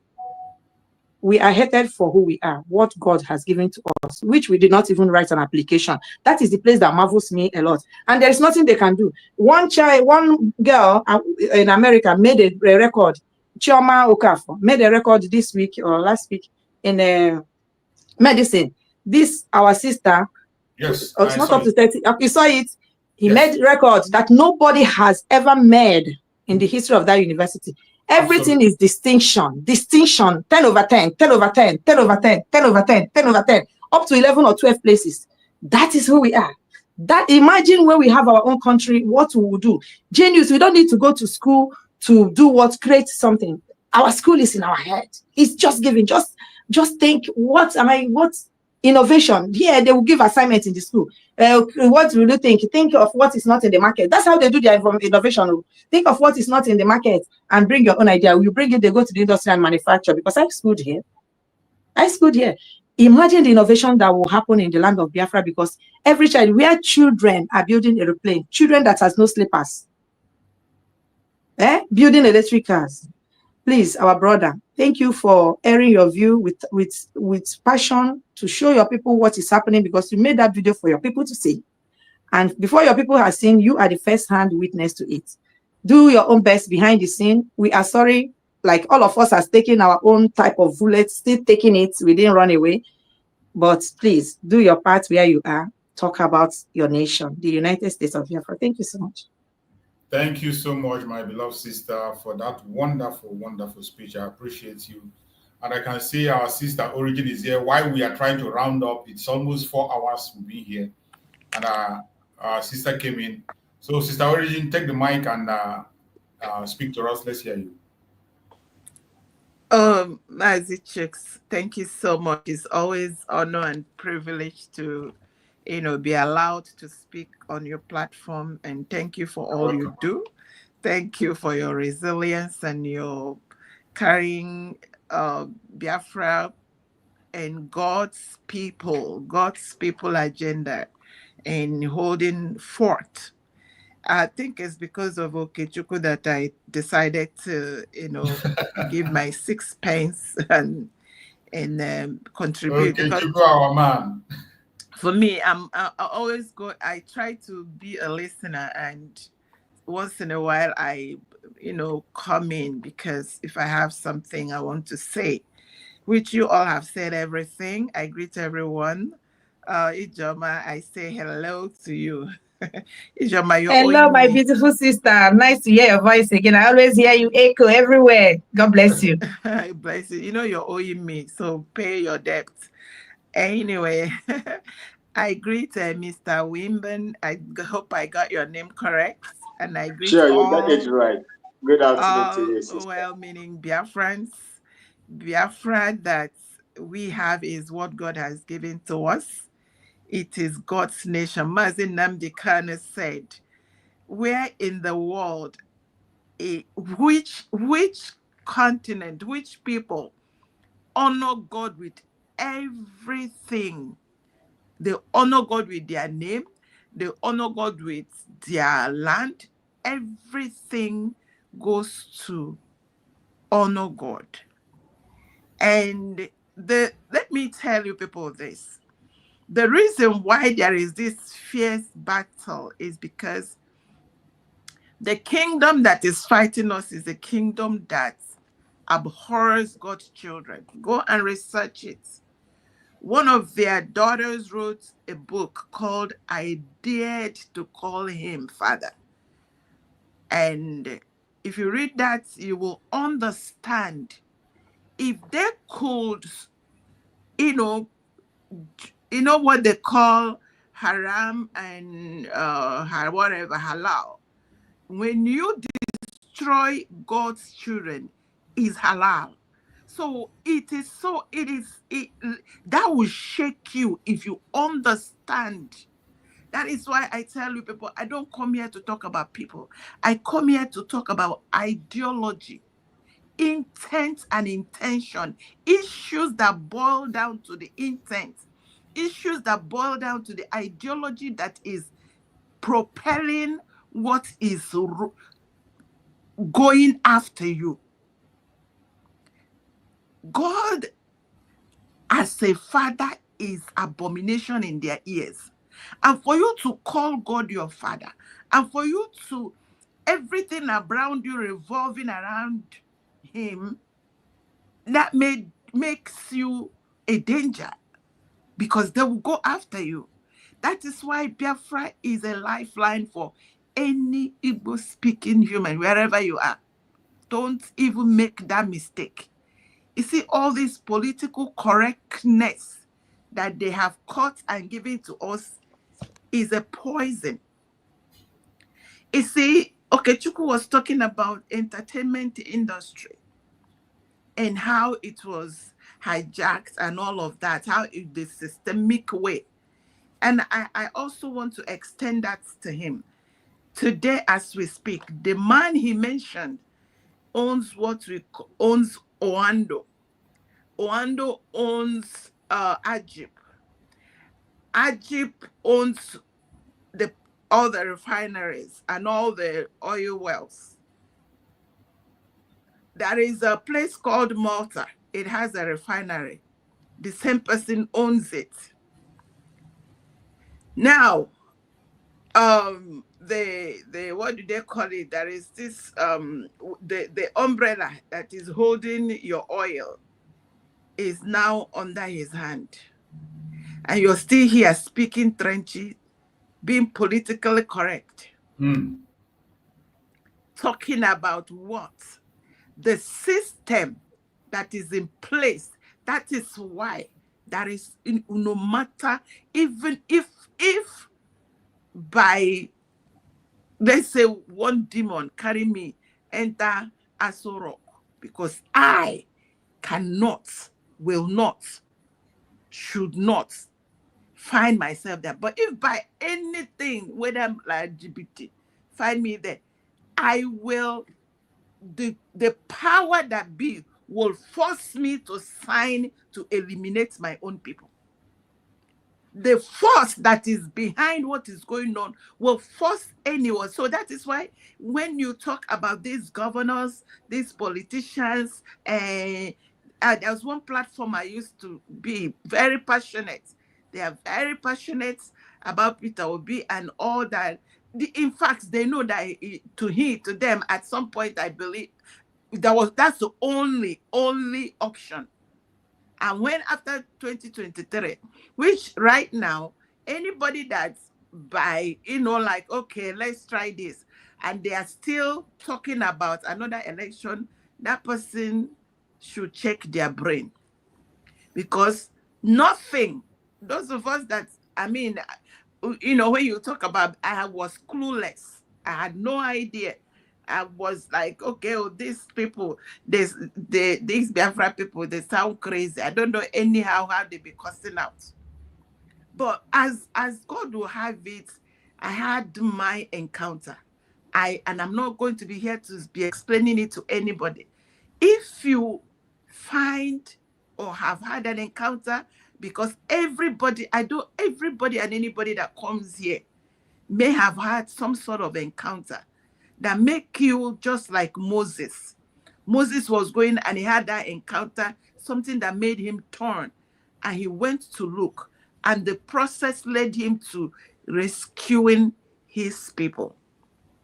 I say that to Okechukwu and the likes of him that know the danger, but they don't think they are capable.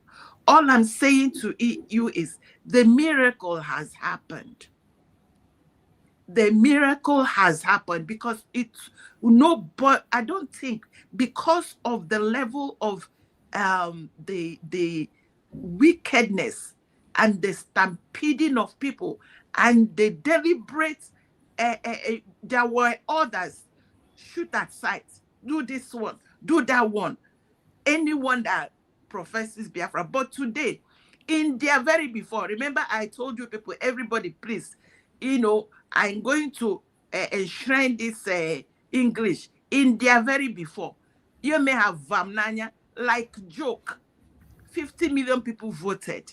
If that is not a miracle in a land that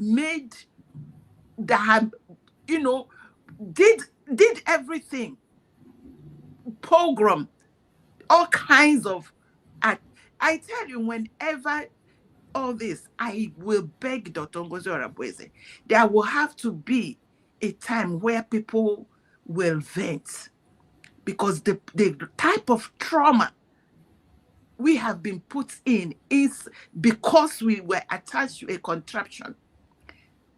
The kind of trauma an average Biafran Igbo is going through is unimaginable.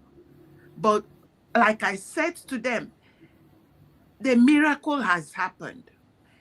Biafra is redeclared. And we have a government. Based on that government, anybody that lifts hand and slaps me, I will sue the person. If the person say, because I'm a Nigerian, I say I'm not, because I have removed myself. There are signatures showing it. There is a referendum showing it that I'm out. So because we are out, we now have a legal standing. That is why I get angry at the people that want us to fall back, want us to go to autopilot. That is Nigeria agenda. Because Nigeria knows that so long as you have redeclared your country and you are standing by it, they are now illegal occupants. Every of their government in Biafra land is illegal. And that is what I am telling Okechukwu today, that now we are now a country of our own. And anything you want to do for your people, please contact the government. There is a government, and that government is alive and well. And we are here every day to support it, to protect it, to, I see the ones that every day there is fire everywhere. Whatever fire you can bring in that this government will thrive. Bring it in. Okay, Chuku, I'm talking to you. God bless you. Thank you, Mazi Chicks, for giving me opportunity to speak. Thank you so much, my sister. I appreciate you for that wonderful, wonderful contribution. It is a very important time we call the attention of everyone that is concerned about the situation of Biafra genuinely to begin to do something. A time for action. It's a time for action. Biafra freedom is now. No more excuses. Take responsibility. The time is now. We have come to the end of the program, and I appreciate everyone who has participated. Please, if you have not yet shared this program, like and share to all platforms. Make sure you share it to at least one person. At least one person. Make sure you convince at least one person to watch this video. It is loaded with a very important information that is going to change the way we do things. Very, very important. I appreciate everyone, more especially people that are watching us from Biafra land. Those who are watching from Biafra land, may Chukwu guide them and guide and protect all of you. We are going to close the program by having our closing remark, 1 minute each person. As we round up on the program, we spend almost 4 hours today, and we're going to call it a day so that people can be able to do other things and anchor into other programs that they have for the day. So let us start our closing remark from our beloved brother Maxwell.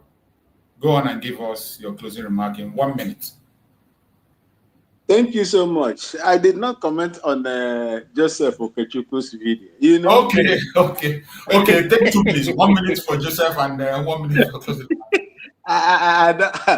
I have so much to say about that, my Namoche, but I don't think. Just round it up. Yes, our people said that when Diochi na Congo, if he comes back, you know, when he descends from the top of that palm tree and explain to you the kind of animals and the insects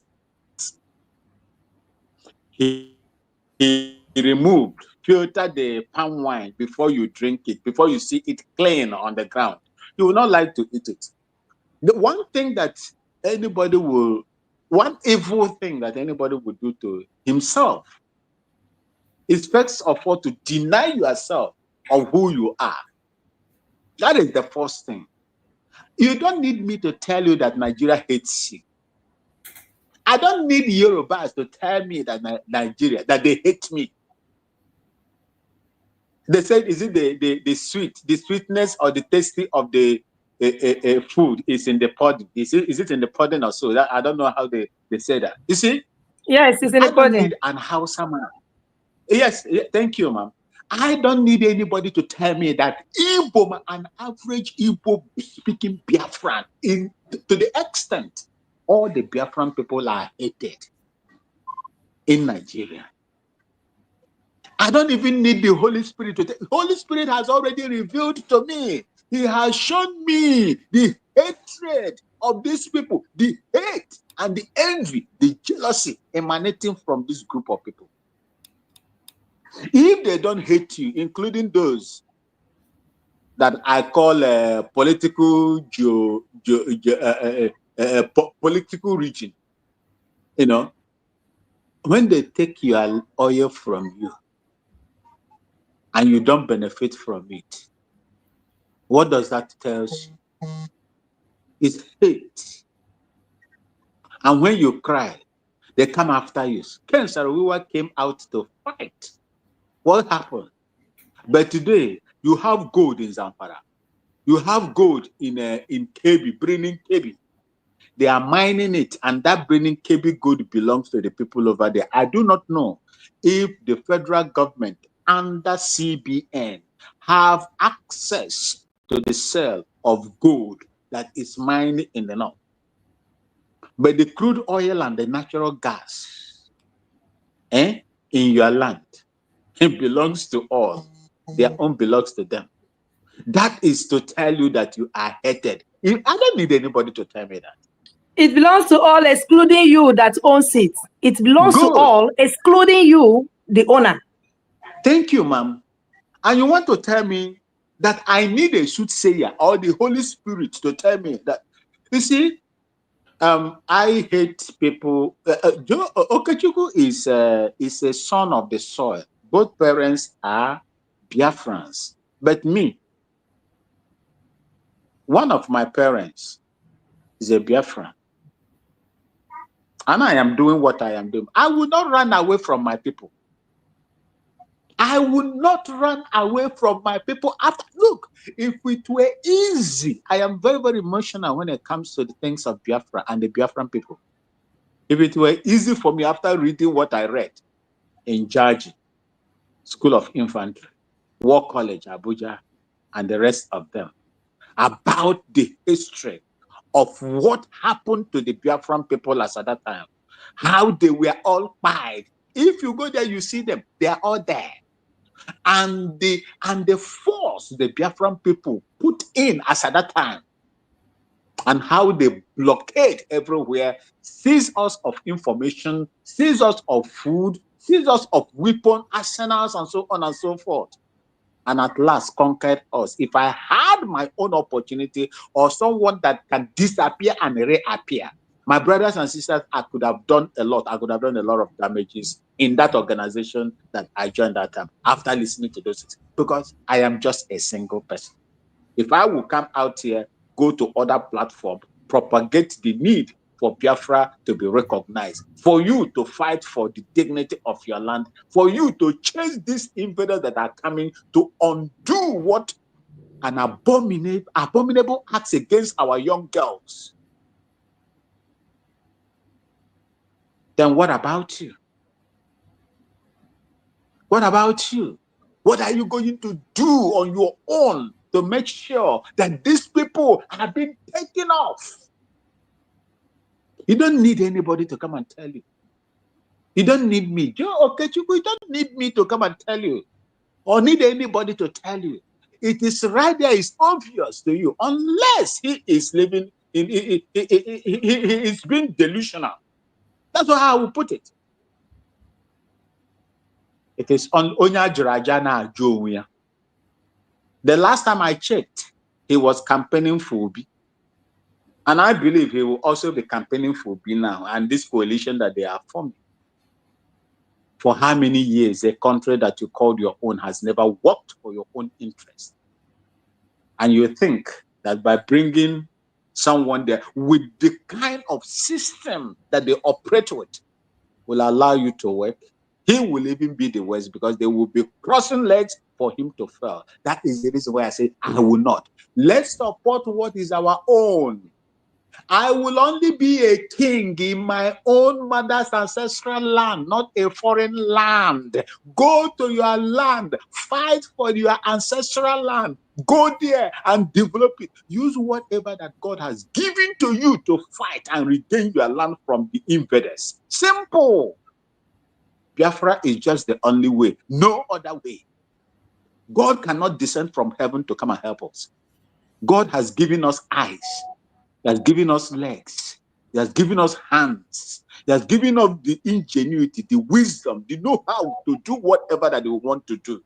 You did it. The Biafran people did it. For the first time in the history of warfare, where a country improvisely developed what we call electromagnetic camouflage to protect their own. And what makes you think that this time, where you have scientists of Biafran origin, that they cannot produce things? Just that we are not serious to go into this. We are not serious. Over 70 million people cannot fight and contribute for their own people. It's shocking to me. Let them continue with what they are doing. For them there, let them continue with what they are doing. We will continue with what we are doing. When you start this journey and you are not strong enough, the wave of propaganda and smear campaign will push you aside. Most of us that have the interest of Biafra and the discerning spirit to dictate fake from original will remain with the original. Thank you so much, and may God continue to bless my sisters that are here. May God bless Mazi Chooks. May God bless your family that are supporting you to do this. May God bless Mazi Namdekano. May God bless Simon Ekpa. May God bless Dr. Ngazi and give her the wisdom and the strength as a woman who she is to drive this heavy train that has been given to her to drive. May God bless all of you and provide for you. And those in my mother's ancestral land that are on daily basis receiving these attacks, I say, may God continue to give you the heart to bear and sustain until Biafra is internationally recognized, until our freedom is restored. Thank you so much, and may God bless each and every one of you. I remain, you are okay, from the little beautiful city of Bolgatanga in the Upper East region of Ghana. Ekenemunu. Ayuko. Thank you so much, our brother Maxwell. We appreciate you for your wonderful message, and Biafra celebrate you. Thank you so much. Our sister Ijoma, give us your closing remark in 1 minute. Thank you, our brother Maxwell, our Okene. Thank you so much. Biafra is your home, and Biafra you are fighting for, and Biafra you will see. Biafra is the only way. Good. Biafra is the only way. Biafrans love themselves, because this is what they use to deceive us. My dear people, Biafrans love themselves. Any Biafra that says Biafra don't love themselves, then you know that it is you don't love yourself. That is the truth. No matter what you see there, every experience we have had as Biafrans, other tribes and countries are having it. Biafrans love themselves. I am a witness. So Biafra is our country. We must conclude what we started. It is a mandate that must come to a completion, whether the devil like it or not. And we are here to do that, because nobody will do it for us. But Mazichus, I want to also ask you as a request, if it's okay for you, to try and invite that our brother Joseph, if he will, because he's a very busy person, if he will acknowledge to come, because he loves his people, truly. If he will come to this platform and be with us, that's a way to bring them back. All this. So if you can do that, try to contact him. Okay. So another thing I want to say is that let me go back a little what we talked before. It's my own opinion. In Biafra land, we will have death penalty. But that death penalty is going to be on a certain areas. But it will be a death penalty that will protect our sovereignty. We cannot fight and see all these humiliations and pain and have a free country. In every country of the world, even in European Union, if you watch deeply, every country drove or drives their country according to their interests and cultures under the same European Union. It's not everything that is done in Spain is done in France or done in Italy or done in Germany. They all have a little instinct difference to protect that country. That we must not lose sight on. So we as Biafrans, we are the people to build our nation. Biafran government, please, the ministries, wake up. If you are in a ministry, you are doing great. We appreciate you. Also, it is good also because none of us know that we will be where we are today. We are all doing it because we have the passion to see our children free. Me, I'm fighting a Biafra that I will enjoy as I'm talking to you now in this age, and then leave it to my children and my children's children. So let us, everybody, do what they can do. Well, we go on research. If you're in a ministry, you can research about that ministry at a little time, how that ministry, the best thing to, how do this ministry, type of ministry function? What do they do? What drives it best? Then you now use your own situation to know what you can do when you go to meeting to make things work also. I'm not saying that you people are not working, you people are doing a fantastic job. And let me use this opportunity to thank FAMD. That woman, I respect her so much after our DPM, because the bullet also she took, some people will take that bullet and they will not come to the meeting today and laugh. That woman tried and is still trying.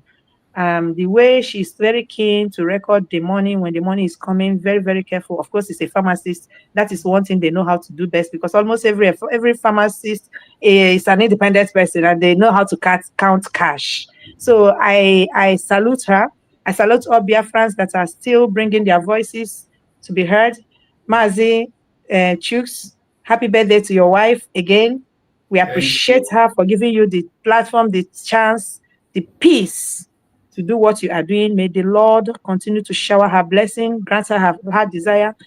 It is not in vain that you are working. One day she will look back and say, my husband, thank you for what you have done, because you will be honored and she will be honored, and your children will be proud of what you did.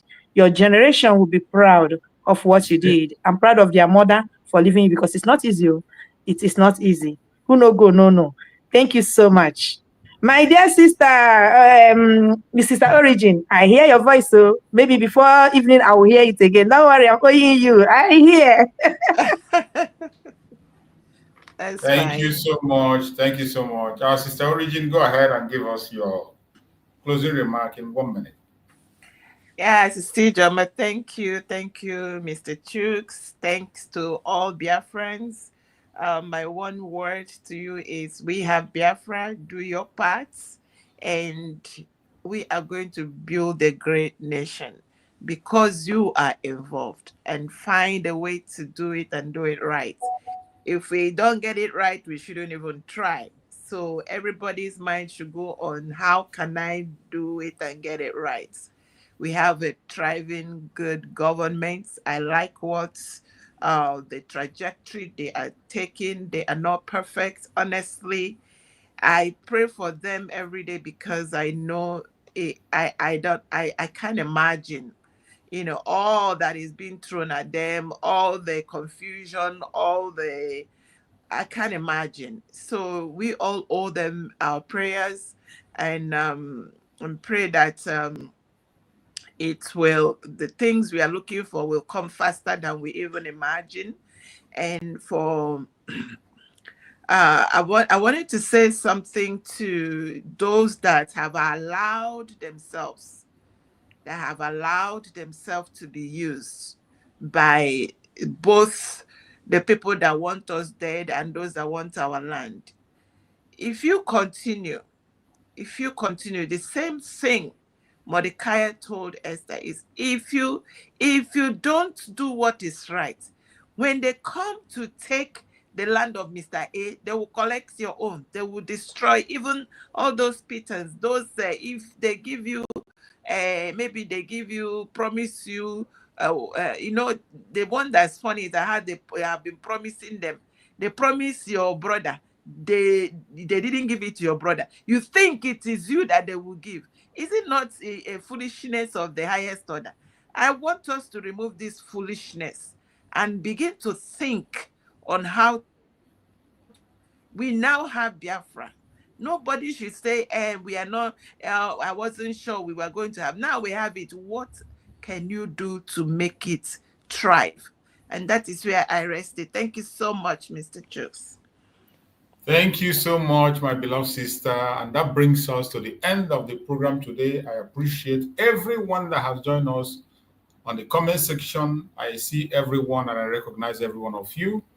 I appreciate every Biafran across the world, more especially those in Biafra, and I pray that Chukwu Okike will guide and protect you. I pray that Chukwu Okike will guide and protect all our leaders. Give them that wisdom, knowledge, and understanding to continue to lead us until we get to our destination. More especially those that are in detention. Mazi Simon Ekpa, we are expecting miracle by next month. We know it is only by the grace of God that we can succeed. This is not our battle. It's the battle of Chukwu Okike, and we pray that next month, September, will be a month of celebration for all of us Biafrans. We pray that Mazi Simon Ekpa will regain his freedom and he will join us in a different level. I pray that Mazi Nnamdi Kanu also, by October, no barrier will hold him. He will also join us. I pray for Chukwu Okike to guide and protect every single one of them. Give them more wisdom, knowledge, understanding, protect them. Every plans of the enemies against them, Chukwu Okike, if you take it away. May Chukwu Okike guide and protect us. Give us the strength to continue to run this race until we get to our destination. Biafra freedom is now. No more excuses. Let us all take responsibility one after the other. Thank you so much and stay blessed. See you again next time. Hopefully later in the day and tomorrow. Thank you so much.